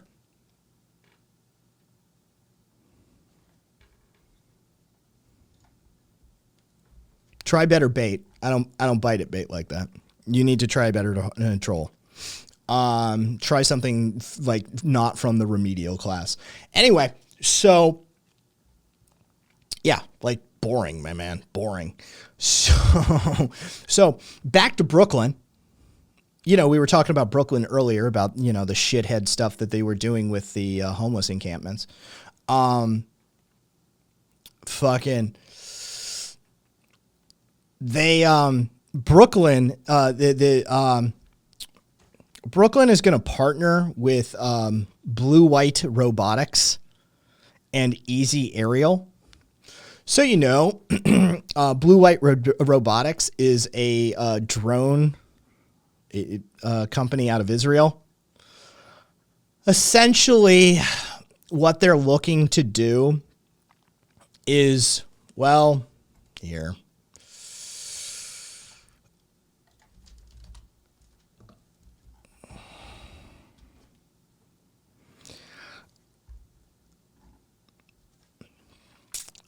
The IDF and Border Patrol already uses, they have contracts for this sort of thing. So they're calling this the Soteria Project, from a Greek word meaning deliverance from a crisis. The goal is to, quote, put an eye in the sky in 0 time to enhance security across all of New York. So they want to put drones in the sky 24 hours a day, 7 days a week, with a near as complete coverage as they can get in Brooklyn, starting in Brooklyn. What they're using is the rise in anti-Semitic hate crimes to justify this program, hence the Israeli partner who's doing the drone work. So these are automated drones. These are not flown drones. So you know. These are literally, this is an automated program. There will be no one need to come fly the drone. They will take off by themselves. They will fly the entire mission themselves. They will come back on their own accord and recharge themselves in portable charging locations. It's essentially a police Roomba for the sky. Yes. Boom. No. In residential areas. Yes. Drones in the sky and robot dogs on the ground left. Exactly. Beast calling it in 5 years they'll be armed with less than lethal weaponry. Dude, I'd be surprised if it's 5 years even. So yeah, it uses. So what if I use my drone to shoot down drones over my property? You will be in violation of all sorts of stuff. So here's the deal. They use an automated series of object identification algorithms. They can identify people, cars, various objects on the ground, such as a bag left on the street corner. So it can flag things automatically for somebody at a terminal to watch. A guard, a police officer, whoever, fucking whatever authoritarian jackbooted thug whose job it is to maintain the status quo of our society is going to be employed to do this. Either way, yes.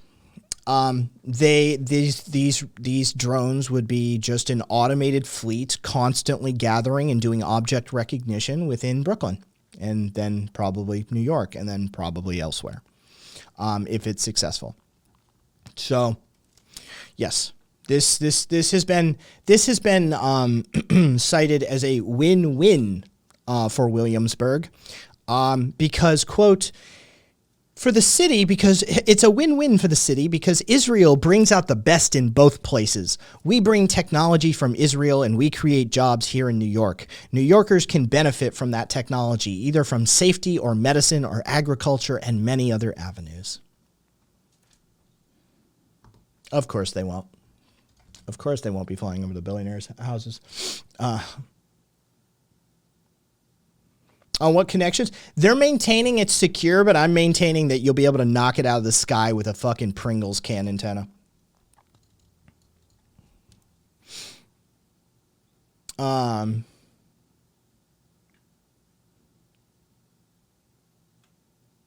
Yeah, no, I think you can. I think you could probably trick a return home command. Because they probably have like a, if I've lost signal, return to last GPS location sort of command built in. There's probably a failsafe.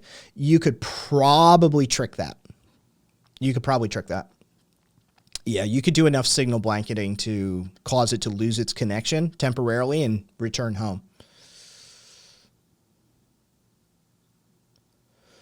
Bobby, they do have that. Almost all modern drones do. Yeah. So you just fucking blanketed signal and call it a day.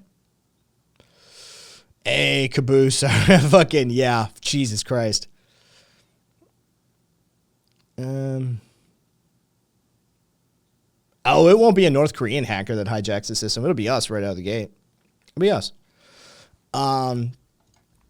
So there you go. That's again, back to fucking, dude, Brooklyn's making the headlines and it's not a good thing. Wonder if they're 5G. Fucking, we'll see. So I don't know what order I want to do these in. Hold on. Yeah, let's bounce around the coasts for a little bit. Or just throw pickled veggies at it like the Ukrainian grandmas. Fucking A. So, for those of you who are unaware, this will not be news for the likes of Cat and Beast. But for those of you who are unaware, the Los Angeles County Sheriff's Department has a bit of a gang problem. And by bit of a gang problem, I don't mean that there's gangs running rampant on the streets, though they are. It's not the gangs you think. There are at least, according to, well, multiple civilian oversight committees, there are at least 18 gangs in the Los Angeles County Sheriff's Department.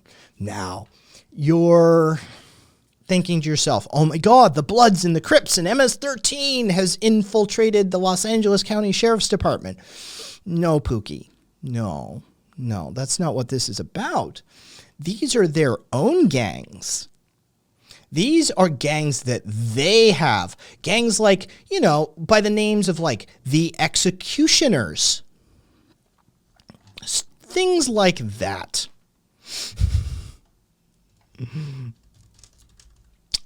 They also have the Banditos. They have the Banditos and they have the Executioners. And they tattoo themselves. They like to brand themselves. Let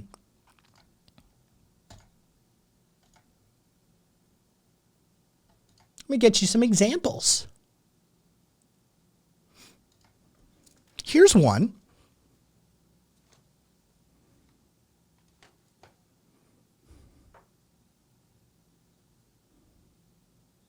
This is one of the Executioners tattoo.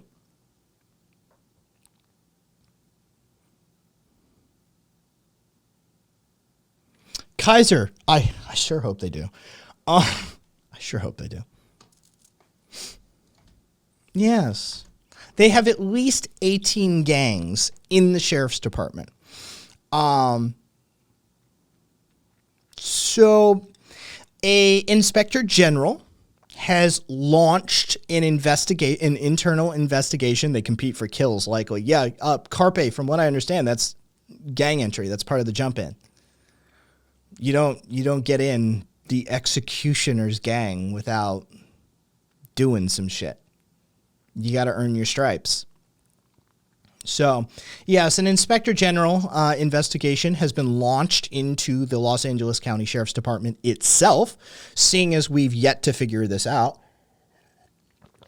They're saying that the investigation it will take approximately a half a year. The commission has aims to determine which stations the gangs operate out of, as well as the scope and impact the groups have had on the communities that deputies are, supposedly commissioned to protect. I mean, that's, whether we got so much more to do. Fucking, you're not even close. So yeah, it is. We have seen multiple iterations of this in the past, for sure. Not surprised why American police is so crazy. Well, if you want to find out more, you can go to my YouTube channel, and though it's not, people don't go there. YouTube channel and watch the origins of and problems with modern policing, or you could read the essay on my website, and you can explore why our police are absolutely fucked for yourself. Fucking Zerum, I don't need the Gravel Institute to fucking... Okay, one, I don't trust the Gravel Institute.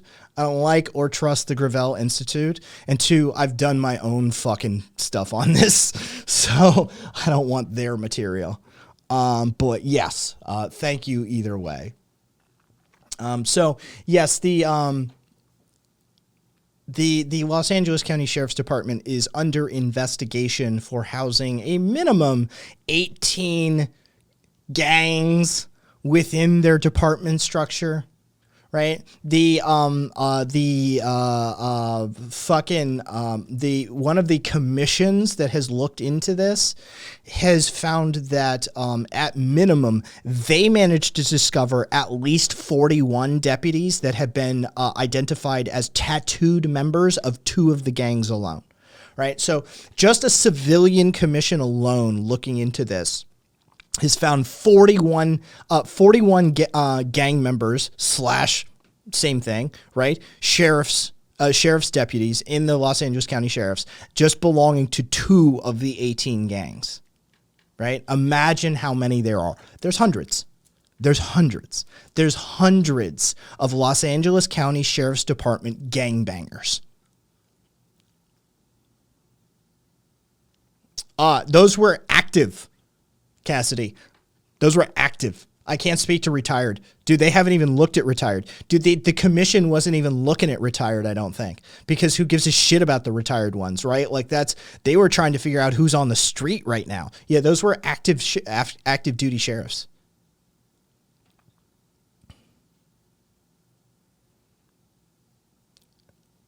They're gangbangers, Male writes.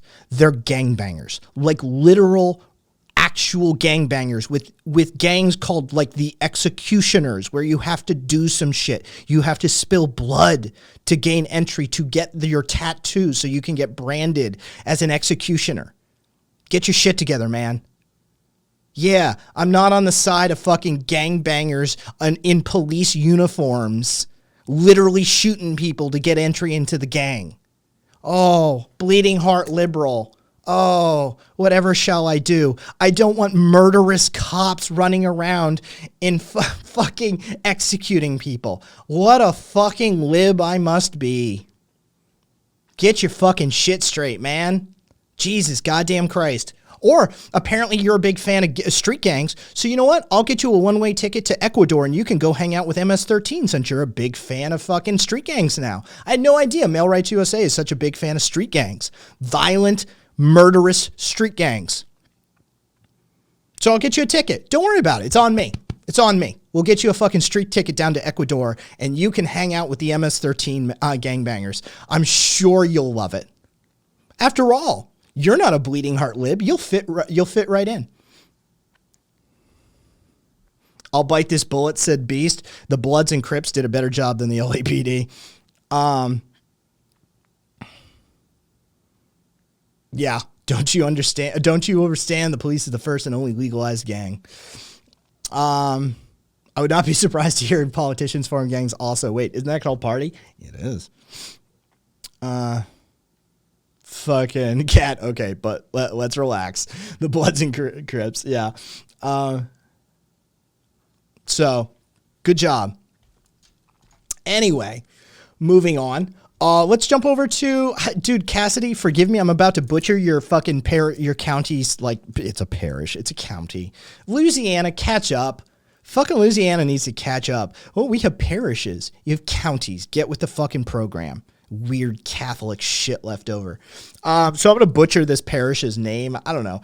Calcaso? Calso? I don't fucking know. Calcasieu,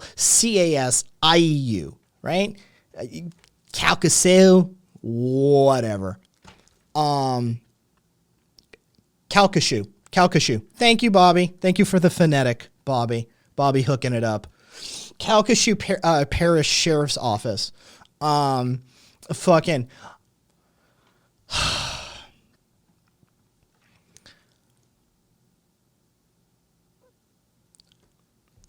they literally arrested him in the wrong state. This motherfucker, they calcified? Yes, Carpe, calcified. The sheriff's office issued an incorrect warrant. Right? They issued an incorrect warrant, misidentified a suspect, ends up a Florida dude gets mistakenly identified in a contractor fraud case and arrested in Broward County, Florida, because Broward County is a bunch of jackbooted thugs. They don't fuck around. You got an active warrant. Broward is like Pasco. Dude, they don't fuck around. And they fucking reel this motherfucker in, wrongfully arrested in his home in the state of Florida for a crime in Southwest Louisiana because the Louisiana Sheriff's Department is so goddamn stupid that they issued a warrant just for some random dude, basically. Fucking, yeah. Fucking Florida deputies run this dude's fucking license plate at random. They fucking, his last name is Estevez. So Florida Broward maintains they ran his plates randomly. Sure they did. And they found that there was an extradition order for him out of Louisiana. So they fucking nab him. And, well, you know, the original officer fucking basically put in all the wrong information. They don't, I mean, straight up, they just put in the wrong info. I don't even begin to wrap my head around how badly you fuck up like this, like how you fuck up this badly. But yeah, they put in some other dude's information into their fucking warrant system. They put a bolo out on this motherfucker, and he had an extradition order. And then Broward County's racist fucking sheriffs saw a brown man driving down the street, so they ran his license plate. And they found that, woo, we're lucky today. He's got a fucking warrant. He's got an extradition order for Louisiana. So they fucking nabbed this motherfucker. And sure enough, and of course, this is great. Because one of my favorite parts is the apology, right? My favorite part is the public statement from the fucking idiot cops. Here's the sheriff department. Here's the sheriff himself. The cop's main job is killing and kidnapping. No. Well, okay, kidnapping and killing. I think killing comes secondary. Kidnapping comes primary. I think it's kidnapping and killing. But either way, I agree with you with her. It's just, order of operations. That's all. Do they kill more or do they kidnap more? I think they kidnap more. So we have to say their main job is kidnapping and killing. And some, those they kidnap, they kill. And actually some they kill, they kidnap too. They're weird like that. Anyway, here's fucking, good luck with that, Boom. Here's the sheriff's apology, because that's my favorite part of these. Although I know an apology will not fix this issue, I am sincerely sorry this happened to Ricky Estevez. Sheriff Tony Mancuso said, he was arrested for a crime in Louisiana in which he had no part of. Once we learned this occurred, we made every effort to get him out of jail as quickly as possible. Took him a while, is what he's saying there. A mistake like this should not happen. We are professionals, and it is our responsibility to do our due diligence to check and make sure this type of information is correct prior to issuing a warrant. We're looking at this internally to see how this mistake was made and what changes need to take place to ensure this does not occur again. So look forward to this headline being back in the news in a year when they do it again. You're including the dog deaths? Oh, well, in that case, yeah, no. Fucking, yeah, Wither, then, yeah, definitely killing and kidnapping. 100%. Yeah, if we're counting dogs, yeah, it's killing, kidnapping, probably. I can get behind that, then.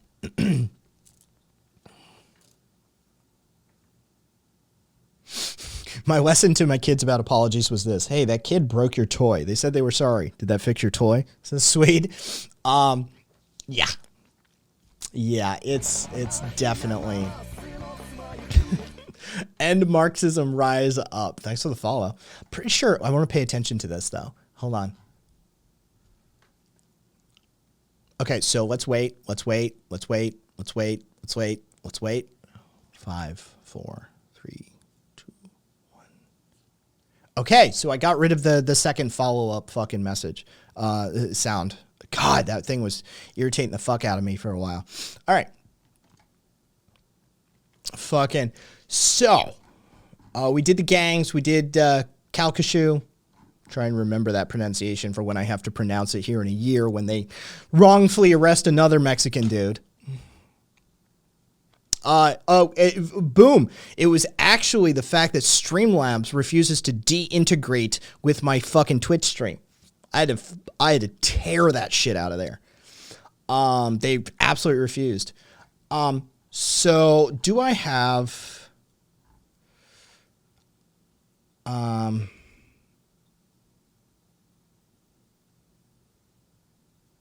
that's just some shit.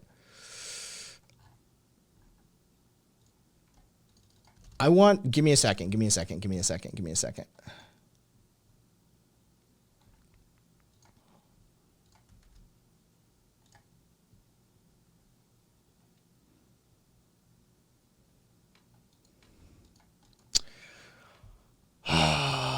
Okay. There we go.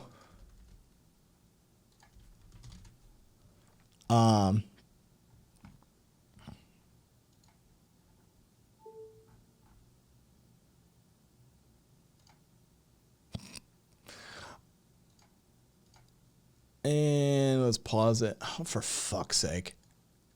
All right, there we go. So, this is a great Great story. We're staying in Louisiana. Louisiana's had a bang up week and a half here. So Bastrop, Louisiana. Dude, these places are like 3 people big, aren't they? Like Calcasieu and Bastrop. You know the level of hyperbole I'm using, Cassie and Bobby, right? Like these are bumfuck nowhere places, aren't they? So Bastrop, Louisiana. Patrice D. I don't know.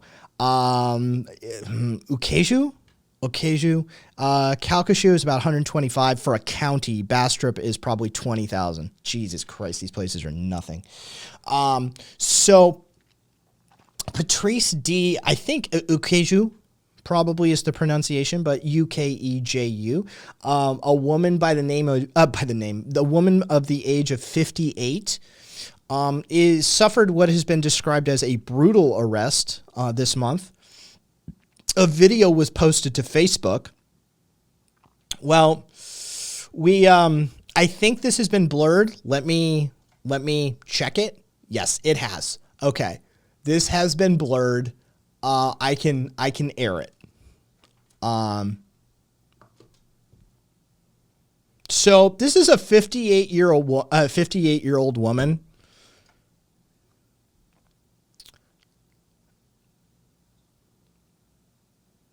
Now, what you can't see due to the news blurring here, which is necessary for Twitch, fuck you Twitch, just as an off here,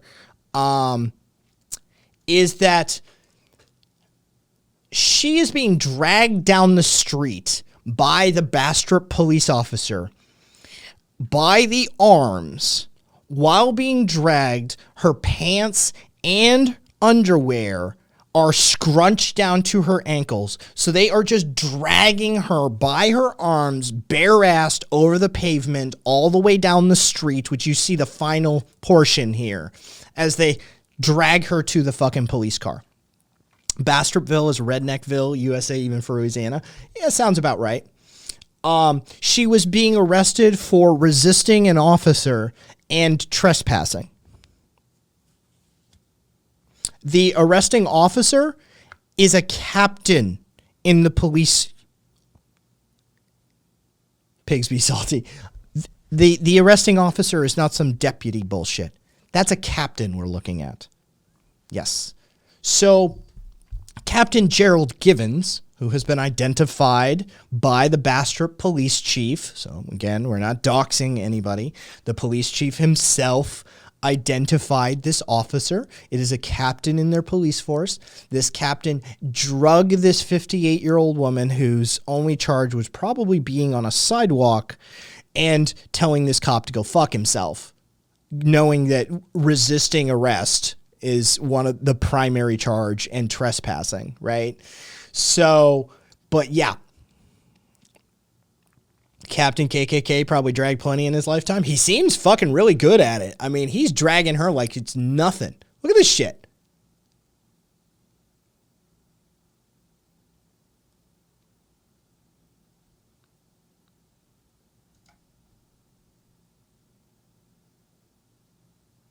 I don't think... Oh, there we go.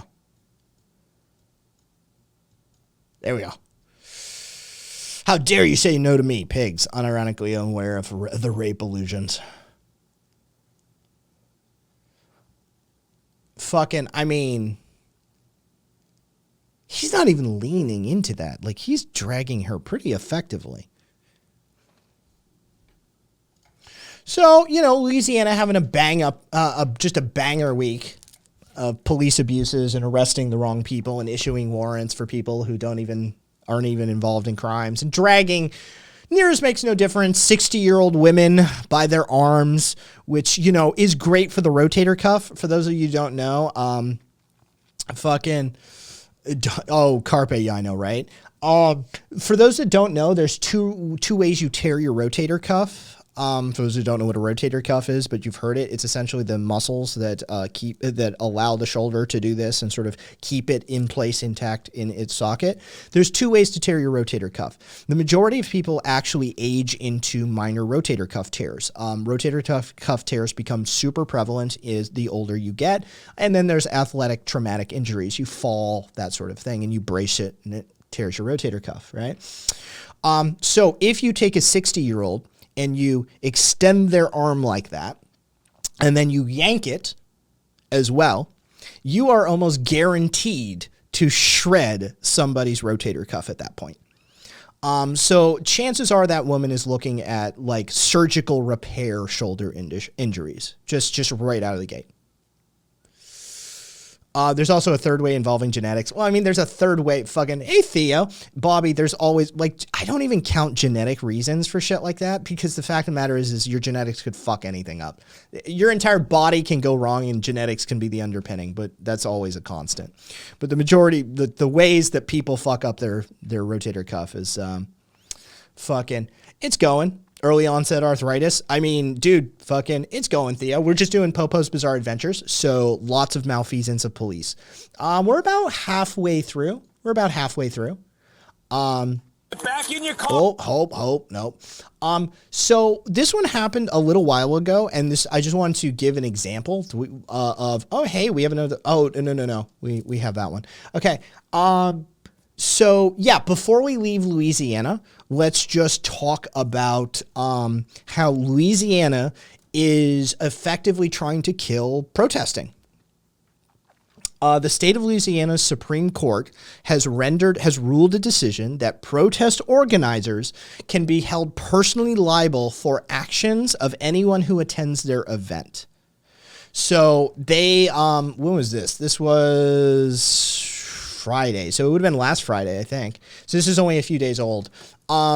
Six of the seven court justices agreed that an unnamed police officer injured during a 2016 protest in Baton Rouge has the legal grounds to pursue a suit against a guy by the name of D. Ray McKesson, who organized the Black Lives Matter movement protest during the whole Ferguson fucking, you know, how shall we describe it? Series of protests and activities throughout the country and the globe. But it is stated that since McKesson was aware, he had prior knowledge that protests could turn violent and chose to stage a protest in direct contravention of law, which law? Thereby provoking the police to respond. This is the ruling. A person can easily associate the injury to the police officer with the alleged conduct, the court's majority ruled, asserting McKesson's role as the high-profile instigator and amplifier for said 2016 protest. So, yeah. That's... Wayne, yeah, dude, rotator cuff is rough. You bled on my shirt, that's assault. Yep, you hurt my knuckles, that's assault. Yeah. So yeah, Louisiana is attempting to effectively backdoor outlaw protesting by making protesters legally liable for any actions of anyone, any organizer liable for the actions of anyone at their protest, which this doesn't have agent provocateur written all over it, right? Holy shit. If I organize a protest in Louisiana, all the cops need to do is get one infiltrator, one agent provocateur in the door and instigate some shit, burn some shit, knock in some windows, do whatever they do. And they've been caught doing it plenty of times. Don't fucking at me on this one. Fucking the police have been caught so many goddamn times acting as agent provocateurs, dating back into time immemorial in this country, basically. But for fucking as recent as the BLM protests and as far back as fucking, early protesting in this country. Night, Weasel. So Louisiana is effectively making it possible to shut down essentially hammer guy, fucking carpet hammer guy. Yeah, one of the more recent ones. Louisiana is making it effectively possible to just shut down all protests by making any organizer legally liable for any actions taken by anybody at that protest, whether they are there in good faith or not. So there you go. Police, Theo said the police system in America scares me like crazy. It should. They should, oh no. Yeah, they should get paid 4 times more. Dude, Theo, you realize like a police captain in Las Vegas makes like $145,000, $155,000 a year, right? Should a police captain in Las Vegas get paid like $500,000 a year? Forget the rest of it. Forget the vetting and shit. The officers are making 85 to 100 here.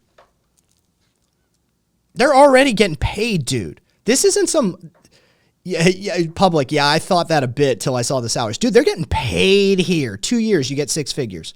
Yeah. Dude, they're getting paid. This is not some low-level fucking position in this country. Cops make bank here. Yeah, again, this is fucking foreigners and outsiders' perspectives, guys. Like, yeah, no, cops are already making bank here. They're super paid. Dude, our police budgets are in the billions per city. Like they already make bank. This isn't the school teacher syndrome. I know you think it's the school teacher syndrome that we're paying our school teachers $22,000 a year. So of course you get bottom of the barrel. No, we select for this. Theo, origins of and problems with modern policing. Let me get you a link. Hold on. Let me try and find this fucking link for you. You need to watch it, my man. Trust me, you need to watch it. It'll be a one-off, right? It'll be a one-off. Nope. It's going to be... What the It should be under one-offs, but... Okay, hold on. Has that not gone up? What the fuck happened to my, like, origins? Did I never upload it?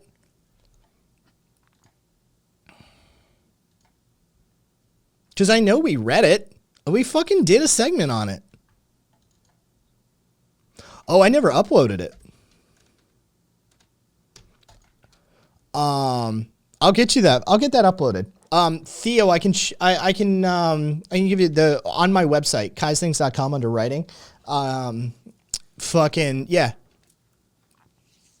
Oh, no, it's a whole thing. It's a whole fucking thing in this country. I tell the entire story from like over in Britain to here, right? Like it's a problem. So yeah, in Louisiana, they're effectively making protesting illegal. Just a heads up, So moving around a bit. I wanted you guys, do you guys remember that stupid fucking YouTuber who organized the car jump thing and the dude launched the Tesla and it slammed into some dude's Subaru? It was making the viral rounds, I don't know, 2 weeks ago, something like that. He's like some 21-year-old. The fucking cat knows this douchebag's name. But he's some LA YouTuber. Car accident, of course I do. Beast, oh yeah, saw that vid, dumbass. All right, so the Subaru guy had a really interesting story to tell, actually. Fucking, the guy's name is Hook, last name of Hook, right? Guy who owned the car that the fucking Tesla slammed into that they all bailed out of.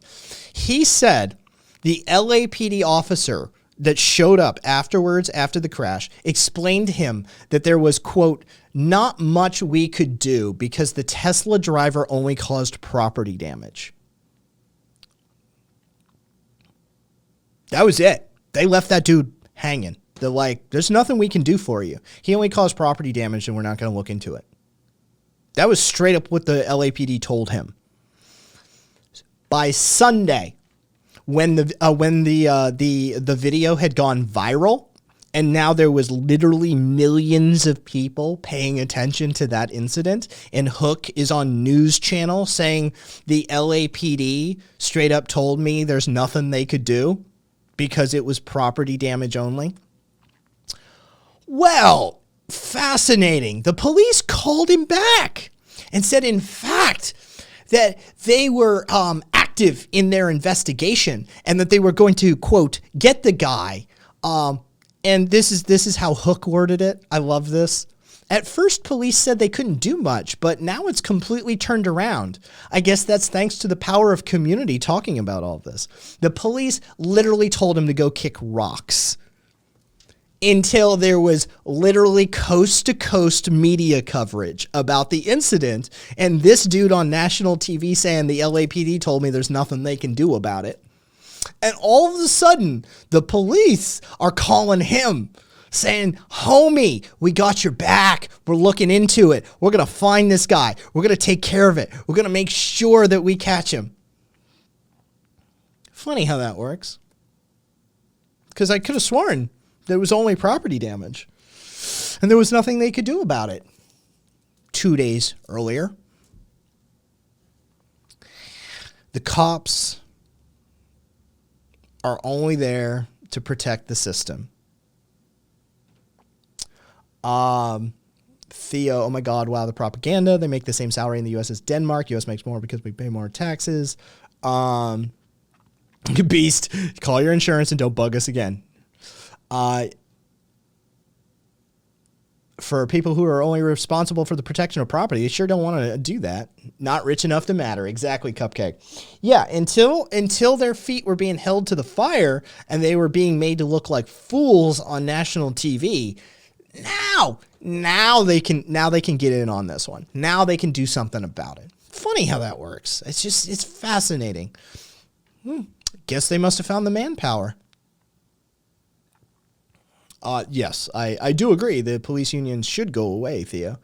But yes, this is one of those situations where like outsiders looking in think that there's these series of problems, but in fact, it's another series of problems. Theo, look for, I'll try and tag, you know what, Theo, just say something in the comments in Discord so I have your username up near the top, and I will send you the link to the origins of and problems with modern policing video once I get it live. I had no idea I hadn't made it live yet because I hadn't inserted the end card. I will do that later tonight in my workflow, and I will get you that video. I don't know how long it is, but you should watch it. As like an outsider looking in, it's like 20 minutes. It's like 20 minutes. But as an outsider looking in, you need to know some like major points in the development of U.S. policing. And it will help you sort of understand this shit. Cool. I'm gonna DM you. I'm just DMing you so I have you at the top of my list. There we go. Thank you. I'll get you that. Yeah, I left all my Twitch Discords, went too far down the rabbit hole, had combos with Chinese tankies, and I had to leave everything. Yeah, homie. Dude, tankies. Tankies. Welcome home, though. Welcome home. My father's a retired state police veteran. I think how police are trained and monitored need a serious upgrade. Way too many tyrant cops. There's a lot of problems. There's a lot of problems, and I'm not going to go through the origins of and problems with. Again, I've done the run too many times at this point, but there's way too many problems. So on to so I love this. This is just a great story. Hold on.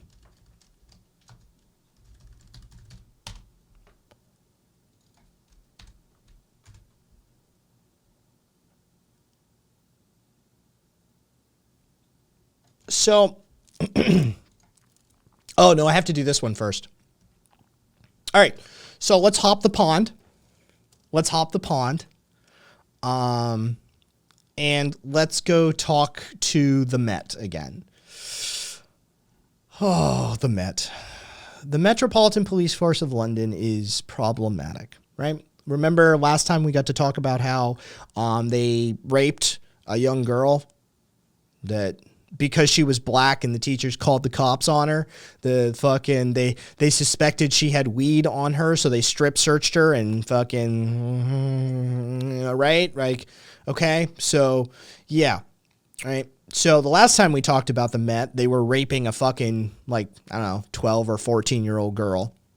So this time, it's not quite as bad, but historical scale, grand scheme, right? Not great. Not fucking great. DC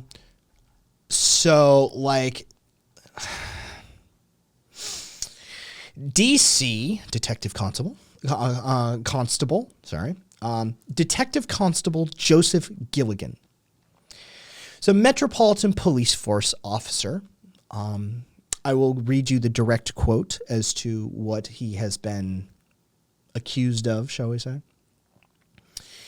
Vehemently pursued inappropriate sexual relationship with a vulnerable victim of domestic abuse that he met through the investigation of into her case, in which he abused his power by misusing his police computer system to gather further information on the woman and her partner, and sharing sensitive images of the sexual assault victim in case files of her sexual assault, and accessed her mobile phone using those police powers that GCHQ so wonderfully has ensured that the British state can use to read her private messages and tamper with photographs.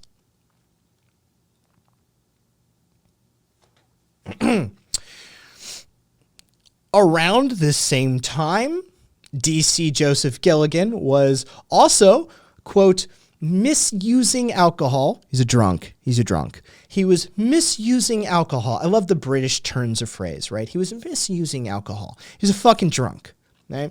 He was a drunk who crashed his personal car in the police station car park and then claimed he suffered a diabetic episode, even though evidence he blew drunk, demonstrated he was over the drink drive limit, and then failed to report the collision when it happened. For his own pleasure, he filmed himself reading aloud private text messages the woman had sent to a work colleague, and then sent this recording to a third-party individual.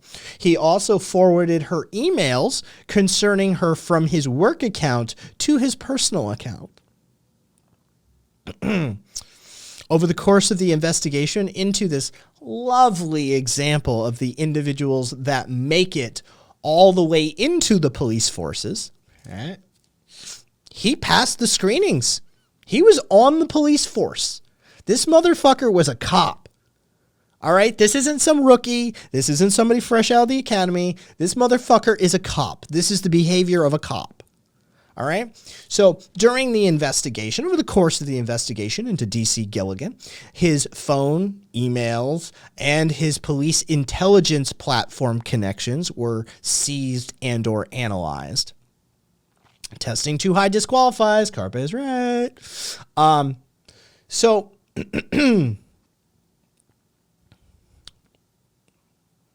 anybody want to guess? In February of 2021, he was allowed to retire from the Met. They let him retire.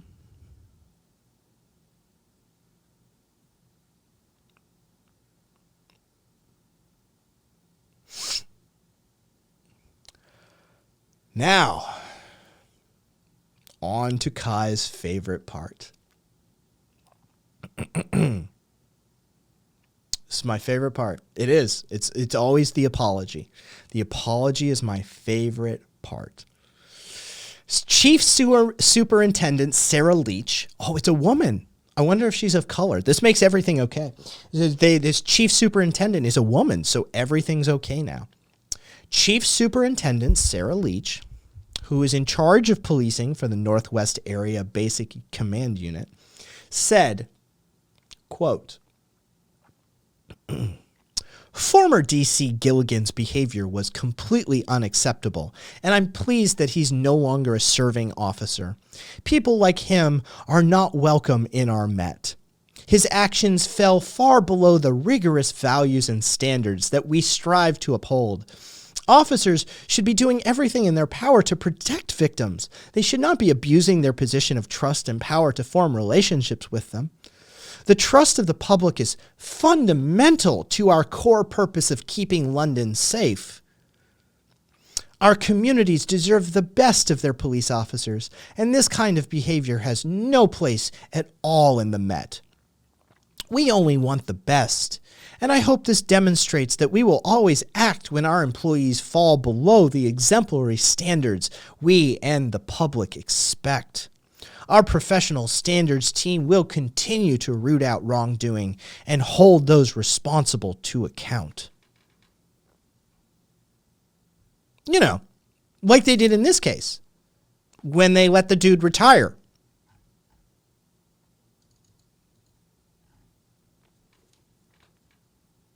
That's her idea of holding them accountable, is giving them a pension.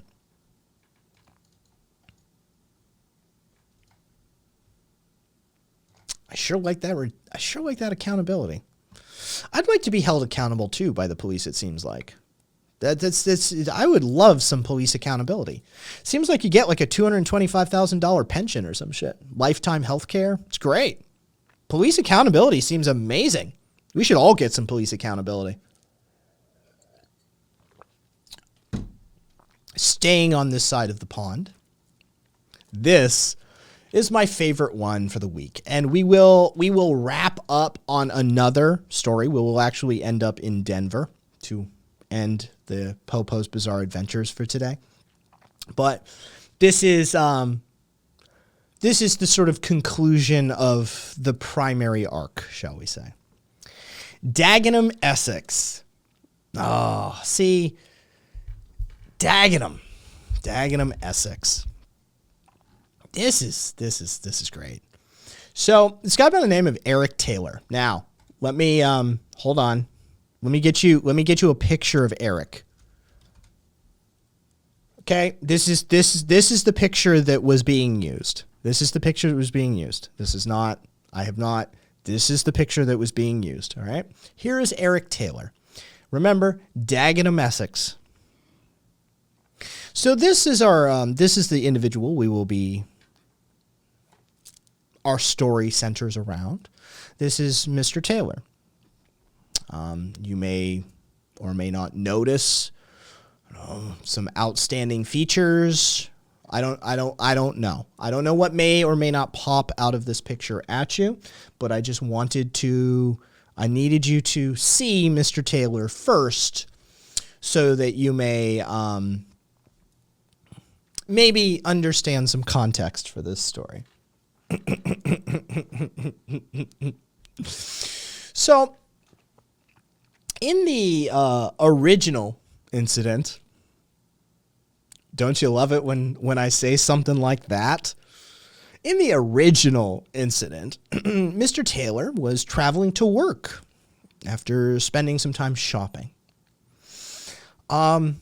He unfortunately was waylaid by the police, who decided to stop and search him because, quote, he was not dressed for the climate. The incident was recorded and posted to TikTok. We won't be watching the video. It's a thing. But the officers in the video were giggling like kids, and they were making Mr. Taylor feel very infantile. They were infantilizing Mr. Taylor, and they were talking down to him, and they were treating him poorly. And their entire reason for their stop and search was founded upon the fact that Mr. Taylor was wearing a jacket. That is their cause. That was the police's just cause. He was wearing a jacket. Eric Taylor dared walk down the street in Essex, in the UK, in March. So the police felt that he was suspicious because he was wearing a jacket. So those of us who are keeping track of the while black list, standing in a parking lot while black, drinking iced tea while black, driving while black, walking while black, attending school while black, and just off the top of my head now, wearing a jacket while black. The things that you cannot do without police harassment or execution in the case of not execution, but paralyzation, 4 shots and paralyzed from the chest down in the case of that individual for drinking iced tea. The things that you cannot do while black is being black while black. Exactly. Boom. Yes. The list is ever growing. And so for our original incident, you can add while wearing a jacket. So he pointed out that during this little, shall we say, this little tete-a-tete with the with the officers, that there were plenty of kids walking by them wearing coats and jackets, but he also pointed out that those children were white. He is very aware that the reason he got searched was because he was black. There was plenty of people in the surrounding area walking around in jackets and coats. It is Mr. Taylor who was singled out for wearing a jacket while black. So the neighbors attempted to intervene. The neighbors came out and even asked, like, literally, why are you doing this? It's not fair. Like, there's even a white neighbor who came out and said, is it because he's black? Look at this guy wearing a jacket. You're not stopping them. Right? Like, everybody knew what was going on. Now, the statement from the Metropolitan Police Force, always great. I always love the statement. I will never stop saying that. It's my favorite part of these, is to hear the statement from these assholes, because it's always just hollow words. And I love hearing that. I couldn't imagine the soul deadening process of writing these like press releases for these assholes. It's got to kill you. It's got to kill you inside. Quote, the man was wearing several layers of clothing despite the warm weather, and that he became hostile and refused to account for what he was doing after being approached by officers from the Violent Crime Task Force. Hey,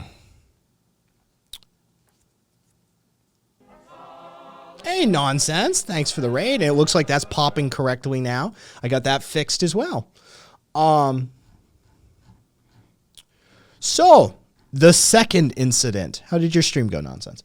The second incident, this very same Eric Taylor, has video evidence after this of him being cornered by 3 law enforcement vehicles just this Monday, March 28th at 10:15 p.m. local time, when he was traveling to work from a restaurant.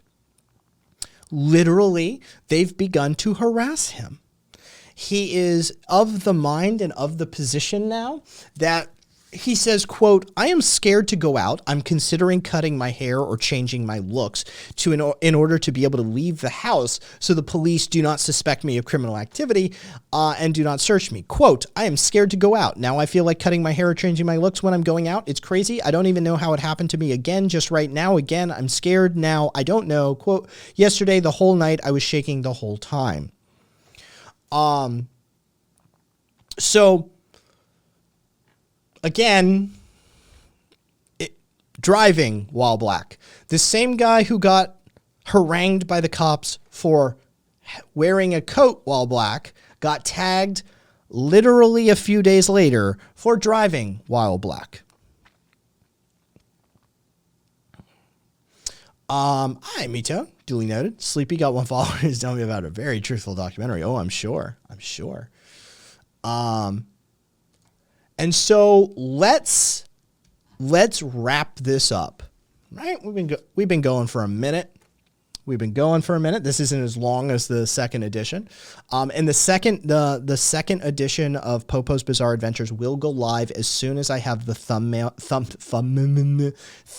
ready. The artist has my revisions and she is finishing it up. So as soon as we have the thumbnails, I will upload the second and then this third edition of Popo's Bizarre Adventures if y'all want to keep track. And I'm putting the news article links in these so you have them if you want to reference them. So let us wrap this up in Denver. This actually is this is decent. So Denver Support Team Assisted Response Program. Okay? That's what we are talking about. Since June of 2020, Denver has been using mental health clinicians and paramedics that work separately from the police, that work with the STAR program. They respond to 911 calls instead of police officers. Psychotic breaks, people screaming for no apparent reason, a woman experiencing homelessness who couldn't find a place to change, so she undressed in an alleyway. Suicidal people, schizophrenic people, people ODing or people on drugs in various states of mental effect.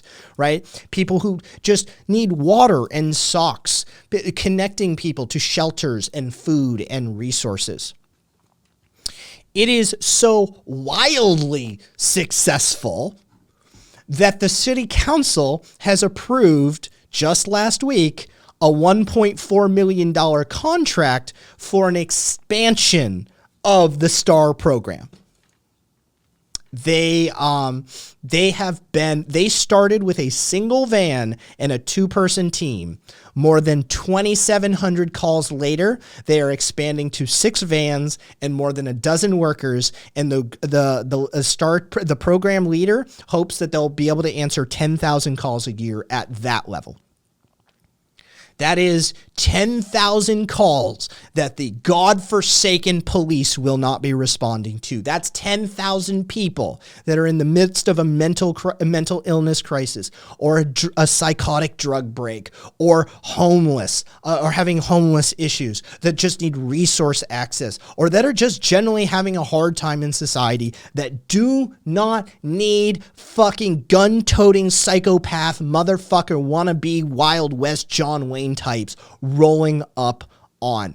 The city council voted unanimously. It is so fucking popular. The mental health center of Denver was on board. The mental health center of Denver was like, yes, more of this, please. This is working, right? They were on board for the program's continuation and expansion, right? Also, they're getting a contract. So they can't just be fucked with, right? The contract means the program is going to, it literally is codified that they will send unarmed health experts instead of police officers to certain emergency calls, and will have broader reach and more operational hours. They're expanding it to more time in the day. They're expanding to more regions of the city. They're expanding to more. They're expanding, right? So they started with $208,141 in grant money to launch a 6-month pilot program, and now they have $3.9 million in the 2022 budget allotted for the following year. It is, here are the numbers. It's minimizing unnecessary arrests and unnecessary costs, whether that be jail costs or emergency room costs. It has done so for less than 1% of the calls coming into the city that it might be eligible for. It matters that we're scaling up. They have managed to do all of this good on such a small scale. And they need, they've only been able to answer 2,700 calls, right? This is the STAR operation manager, Carle Salen. They've only been able to respond to 2,700 calls, but They needed to, in that same time, respond to approximately 11,000 calls. That's the project manager's estimate for what the need was. In the same window that we answered 2,700 calls, we should have answered 11,000. That's our goal to hit the need, right?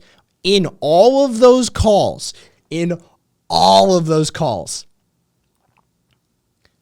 they haven't had to call Denver police backup once. Not once.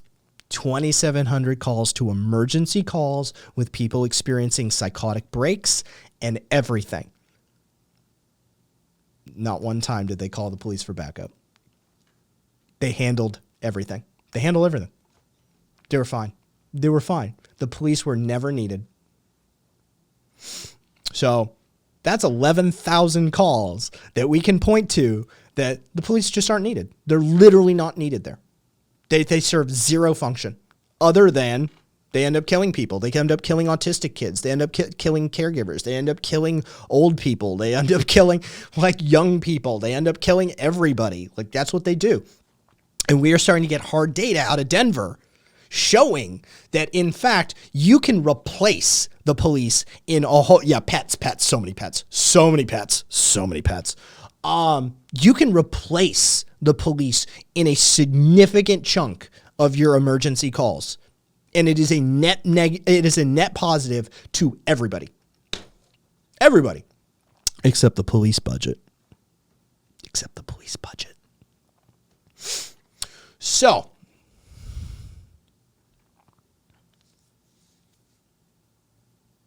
you're saying not agitating the guy undergoing a psychotic break is less dangerous? Right, Caboose? As you're saying, B said, yep, reminds me of Cahoots in Oregon. Been around for decades and it just works, but no one talks about them. We'll have to look into it one of these days. So, between June 2020 and January 2022, they have demographical data for 759 people that they served. 2/3 of the people they helped were experiencing homelessness. Nearly 3/4 of those people had diagnoses of bipolar disorder, schizophrenia, schizoaffective disorder, anxiety, or major depression. 2/3 of those contacted were men. Most of the people were between the ages of 31 and 60. About 42% of the people served were white. It's Colorado after all. 22% were black. 22% were black. 7% were Latino, and 11% were identified as multiracial. Most of the STAR calls come through Denver 911, where dispatchers are now trained to send the STAR van for appropriate needs instead of police. But about 1/3 of the calls are from Denver police officers who responded to a call and determined that it would be better handled by STAR. So they've got the police on board. Quote, Salin, the program manager, quote, officers consistently ask when there are going to be more STAR vans. The police are on board with this in Denver. They've got the police on board. Although the program began under the umbrella of the Denver Department of Public Safety, in January, it was moved. It is now officially under the Department of Public Health and Environment. It's now no longer part of the COP umbrella. The COP architecture, the COP hierarchy is no longer involved in the STAR program whatsoever. It is now being overseen by the health professionals, which is what it should be, right? So,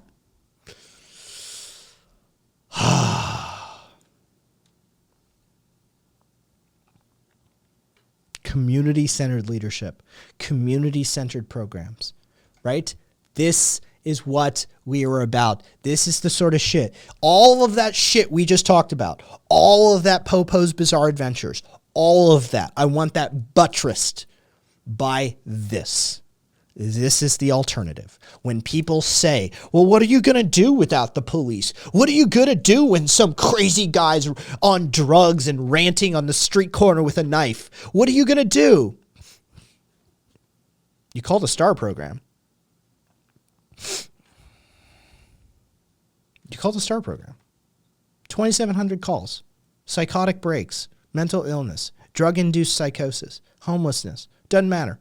2,700 calls. They've never had to call the cops for backup. Not once. Not once.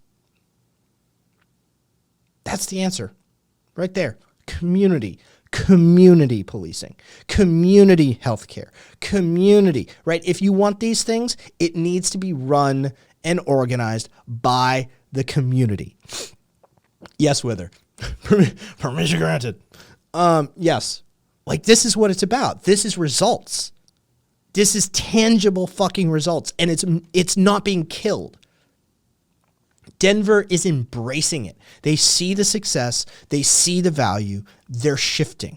And if you can get those calls away from the police, then all the better for everyone involved.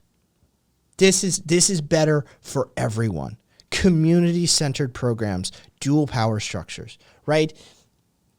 I'm a little bothered by the fact that it's run by the Department of, Public Health and Environment. I'm happy that it's with the fucking health professionals, right? I'm happy it's with the health professionals. I would much prefer if this program were answerable to a civilian community-run dual power structure committee. That is a problem. I worry about that this program can be co-opted and corrupted from the inside based on governmental hierarchy and that sort of thing. But it's a step in the correct direction, and I wouldn't dare shit on it. This is unlike the Amazon fucking thing that, like, I'm like, guys, it's just not what you want it to be. This is what we want it to be. This is a step in the right direction. This is getting the police out of interacting with the public. This is getting the police out of mental health spaces. This is getting the police out of homelessness spaces. This is getting the police out of, you know what? Anytime we can get the police to not interact with individuals at all the better. If we can reduce them to nothing more than desk duty, we have won. Right? If we can get this cops out of the fucking streets the same way that, like, nobody sees the fucking fire department patrolling for fire, right? Sit down and shut the fuck up, and when we need you, we'll call you. If we can relegate the police to literally a role of, like, firemen in our society, then we can relegate the police to antiquity. If we can get them in that position, if we can get them where they're not supposed to be coming out without reason, right? That's a position that we can actually work with. Now we can just eliminate them. You want to abolish the police? This is actually a step in the right direction. Like I said, being part of the the Department of Public Health and Environment, not the optimal solution, but this gives us talking points. This gives us arguments. This gives us numbers and facts to back up our point that the cops are fucking killing people and that this is a solution. So this gives us a position to work off of. So it's valuable in that way, especially.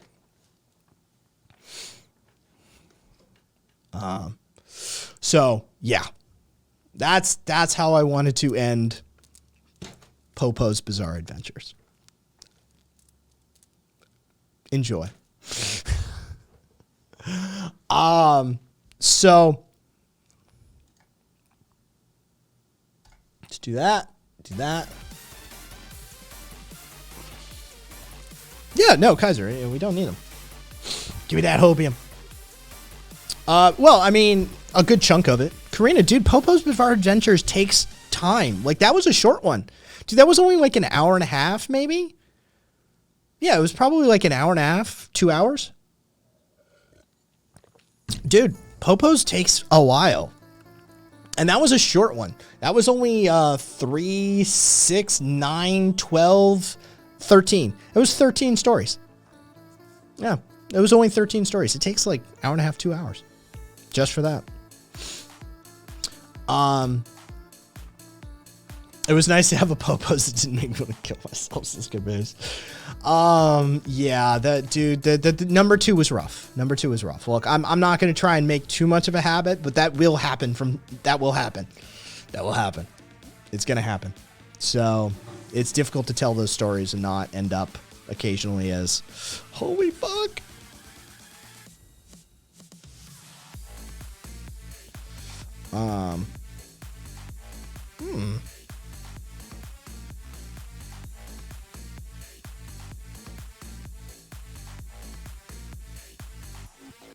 Alright, alright.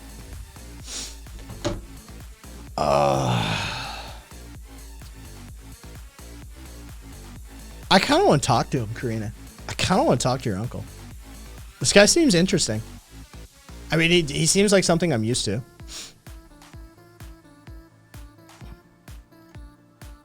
That is a wrong tab entirely. There it is. Oh, I need to edit that video. All right, hold on. Origins, edit, upload. So I've got the end card. I need to fucking put that up. And then Popo number 3. For those of you who haven't seen the artwork for Popo's Bizarre Adventures, like it's still on fucking revision territory. It hasn't been finished. This is the first like draft plus color. So line work hasn't been firmed up, fucking color work hasn't been firmed up. I've already told the artist to change the color on the outfit and the hearts on this. There's stuff that is changing. But this is where we're headed with the Popo's Bizarre Adventures. Night, Puka. Sleep well. There's like the yellow is gone. The yellow is well and truly gone. The green hearts gone. So we'll see what that revision looks like. But yeah, this is the direction we're heading in. So you guys know.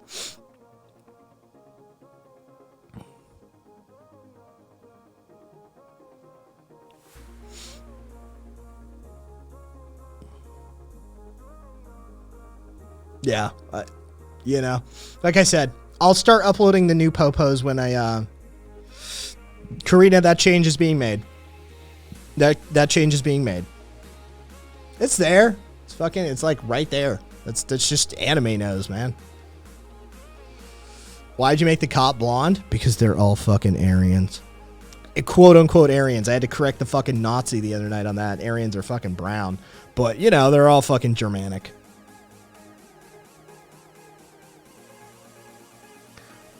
So there you go.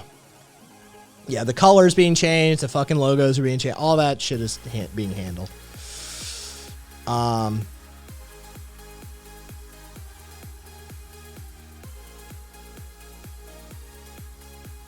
Wither, I feed on the bad news.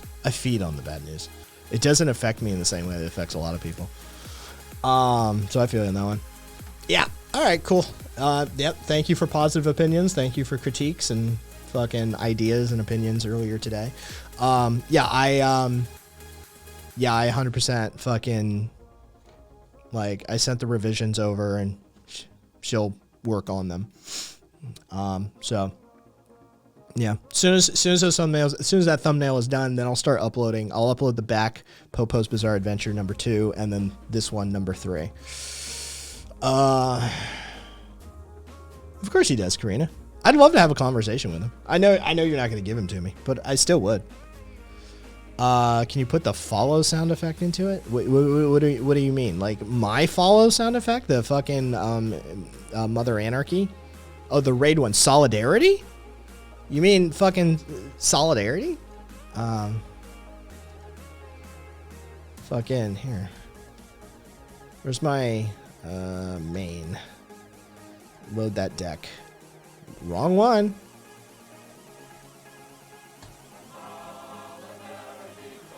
Oh, Mother is okay. So that's the follow. Mother Anarchy is Mother Anarchy loves all her Mother Anarchy loves her sons is follow, and then Mother Anarchy is not for sale is the sub.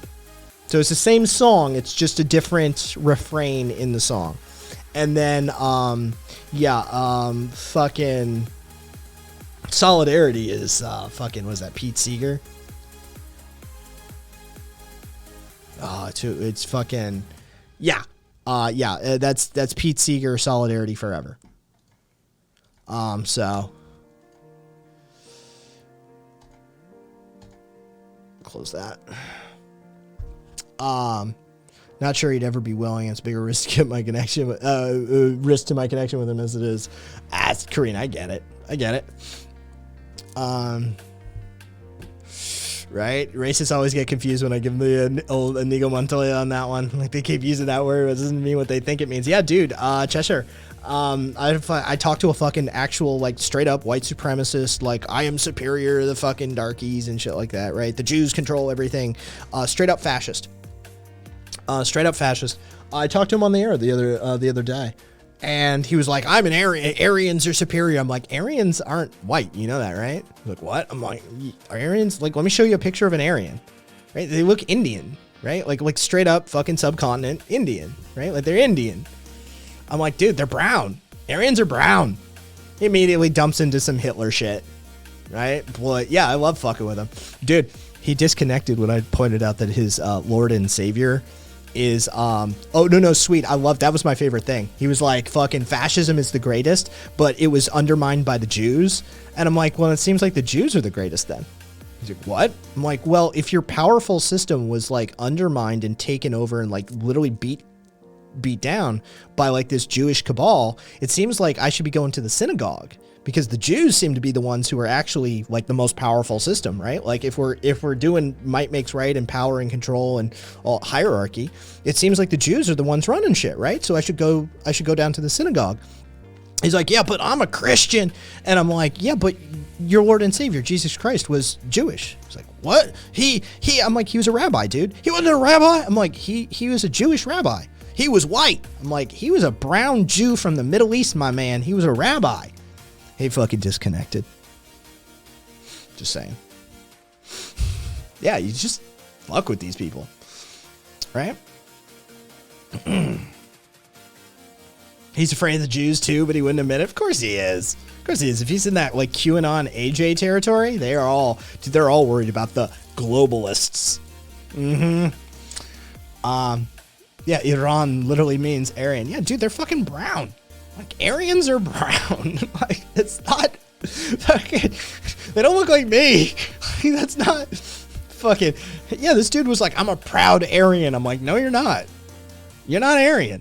He was claiming that like white people invented everything and shit. I'm like, what have you invented? Yeah, oh, imagine that. You're just trying to ride on some other motherfucker's coattails too, you piece of shit. But yeah, I like to have conversation with nut jobs from time to time. Fucking. Oh, I'm sorry about that, Karina. Let me tell you, his inner nerd is dead. I'm more than that. He couldn't recognize Transformers at first. He was the one who taught me each of the characters. Oh, fucking A. Fucking at ball games for my brother. Just missed that, man. I'm the one who's full of fear and focused on Luciferians. I fucking love that. Yes, for anyone who hasn't seen it, the convo's on fucking YouTube. I've started to cut out the conversations as well. I wish I had them all. But you know, what ifs and shit like that. But moving forward, if I have a conversation with somebody on air and it is an absolute shit show, it'll always be in the stream, right? The stream feed, or the stream upload. But the conversations are getting peeled out and put onto their own clips and shit. So you'll be able to watch the conversations. There's 3 up there. Well, there's 2.5. There's 2.5 technically. Dr. Professor SC is 2. He has 2 and 2.5 numbered as episodes. There's 1, 2, and 3 up there right now. The first one was Fresh Faces, New Ideas, and then it was Dr. Professor SC, and then it was Holden Bells, I think. Either way.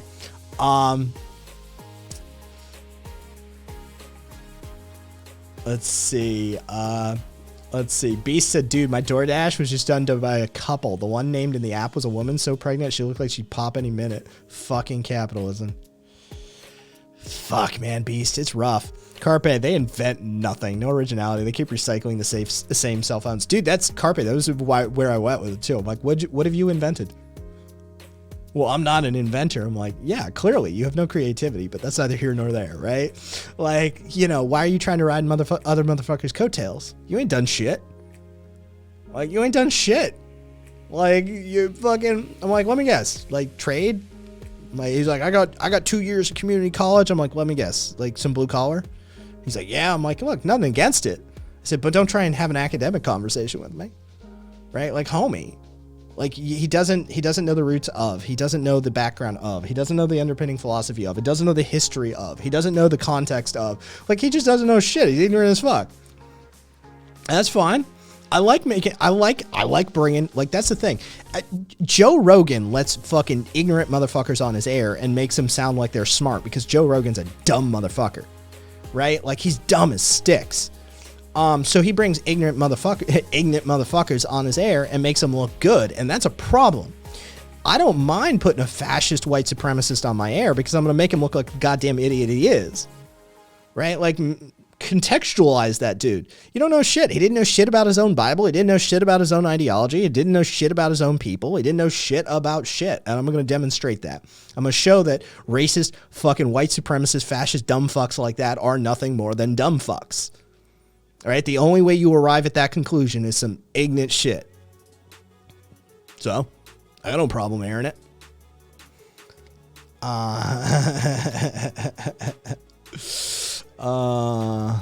What'd you do, Karina? Did do something really clever during one of the like 12 arguments tonight. What'd you do? Kaiser, I once invented a new way of drinking Bud Light and driving. Dude, he came on the air, he had chew in his mouth. You could hear the chew in his mouth. He came on the air, he had chew. He's a fucking good old boy from Mississippi.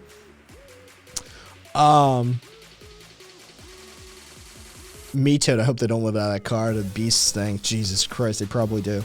Sweet. I've had a DoorDash delivering groceries with your kids in the car and all that. Oof. Karina, he showed a graph made using CDC data showing the reports of the Burns vaccine, and the graph goes back to 2000, so it just skyrockets to 2019, 2020. And I grabbed a napkin and wrote unhappiness under COVID and drew a similar graph.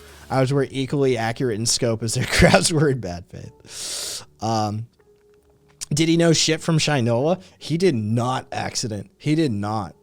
He did not know shit from Shinola. I can grant you that. Man, I'd love to see a combo between Kai and Richard Spencer. I'd sit down with Richard Spencer. That'd be fun. Fucking first question out of my mouth would be, is your cheekbone okay? Straight up. Just want to make sure. You need an ice pack? You still hurting from that one? I know you got tagged twice that day. How's your ego? Is it still bruised? Carpe sounded like about 1/5 of my graduating class. Carpe, too soon. Too soon. Fuck Richard Spencer. He's the inspiration for the Schadenfreude channel on the server. Oh God, what is my creator update from Twitch now? Ladies and gentlemen, Alex Jones here from Proudly Radical. Since I owe Kai a few favors from back in the old days. Shit, I probably shouldn't talk about that. Wait, why are you still recording? Fine. Just be sure to edit it out. Anyways, as I was saying, this is Alex Jones, and I just wanted to teach the proletariat a few things about anarchism. Anarchism isn't about chaos. In fact, it's quite the opposite. Anarchism is about the people. It's about solidarity and mutual aid. It's about removing unjust authority and hierarchies.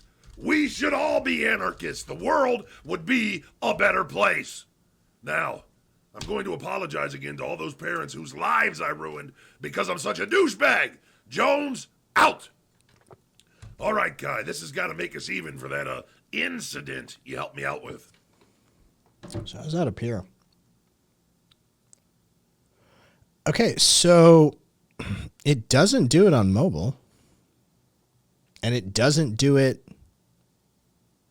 on screen. It just does it like in the browser window, I guess. God, that's a fucking useless ass feature. Fucking some announcement feature. That's fucking broken as shit. As usual, great job, Twitch. Great job. They are just a dog shit tech company. They are a dog shit tech company. Fuck it. So let's get an early start. I just clipped 3 hours. I never go less. I try not to go less than 3 hours. That's my minimum stream time. But we've got Bad Movie Night. And I gotta get some food done first. I've got my rice made. I've got my chicken marinating, but I need to like bake and grill my chicken. So fucking we'll be on VC for a little bit. So let's just get Bad Movie Night started so we don't end up at fucking 5 a.m. and shit. That's some shit. I think we're doing like some fucking triple feature or some shit like that. It's like, what the fuck are we doing? We got plans for something. Like, I don't know, Skullduggery and some shit? I don't fucking remember, but we've got plans for movies. Or No Retreat, No Surrender. I don't fucking know. But yeah, like we got fucking plans for a few movies. I mean, I don't fucking... Karina, we've been fucking talking about doing this fucking double, triple fucking feature. We've got 2 of them, and the third one we apparently just need to stream off of... Satanic Panic D&D Night, apparently, is the theme. Skullduggery, Mazes and Monsters, Dark Dungeons. So I have... Skullduggery... Where is Dark Dungeons? Like, I was there. I had 3 out of these. Which are the ones that I fucking don't? We'll figure it out. We'll fucking Mazes and Monsters, I think. Mazes. Okay, I have Skullduggery and Mazes and Monsters, and then Dark Dungeons is the one that needs streaming. Fair enough. I'll figure that shit out. So yeah, we've got a Satanic Panic D&D movie theme night lined up tonight. So either way, we're gonna raid over to Endless. Another week down. Love you all. Take care of yourselves.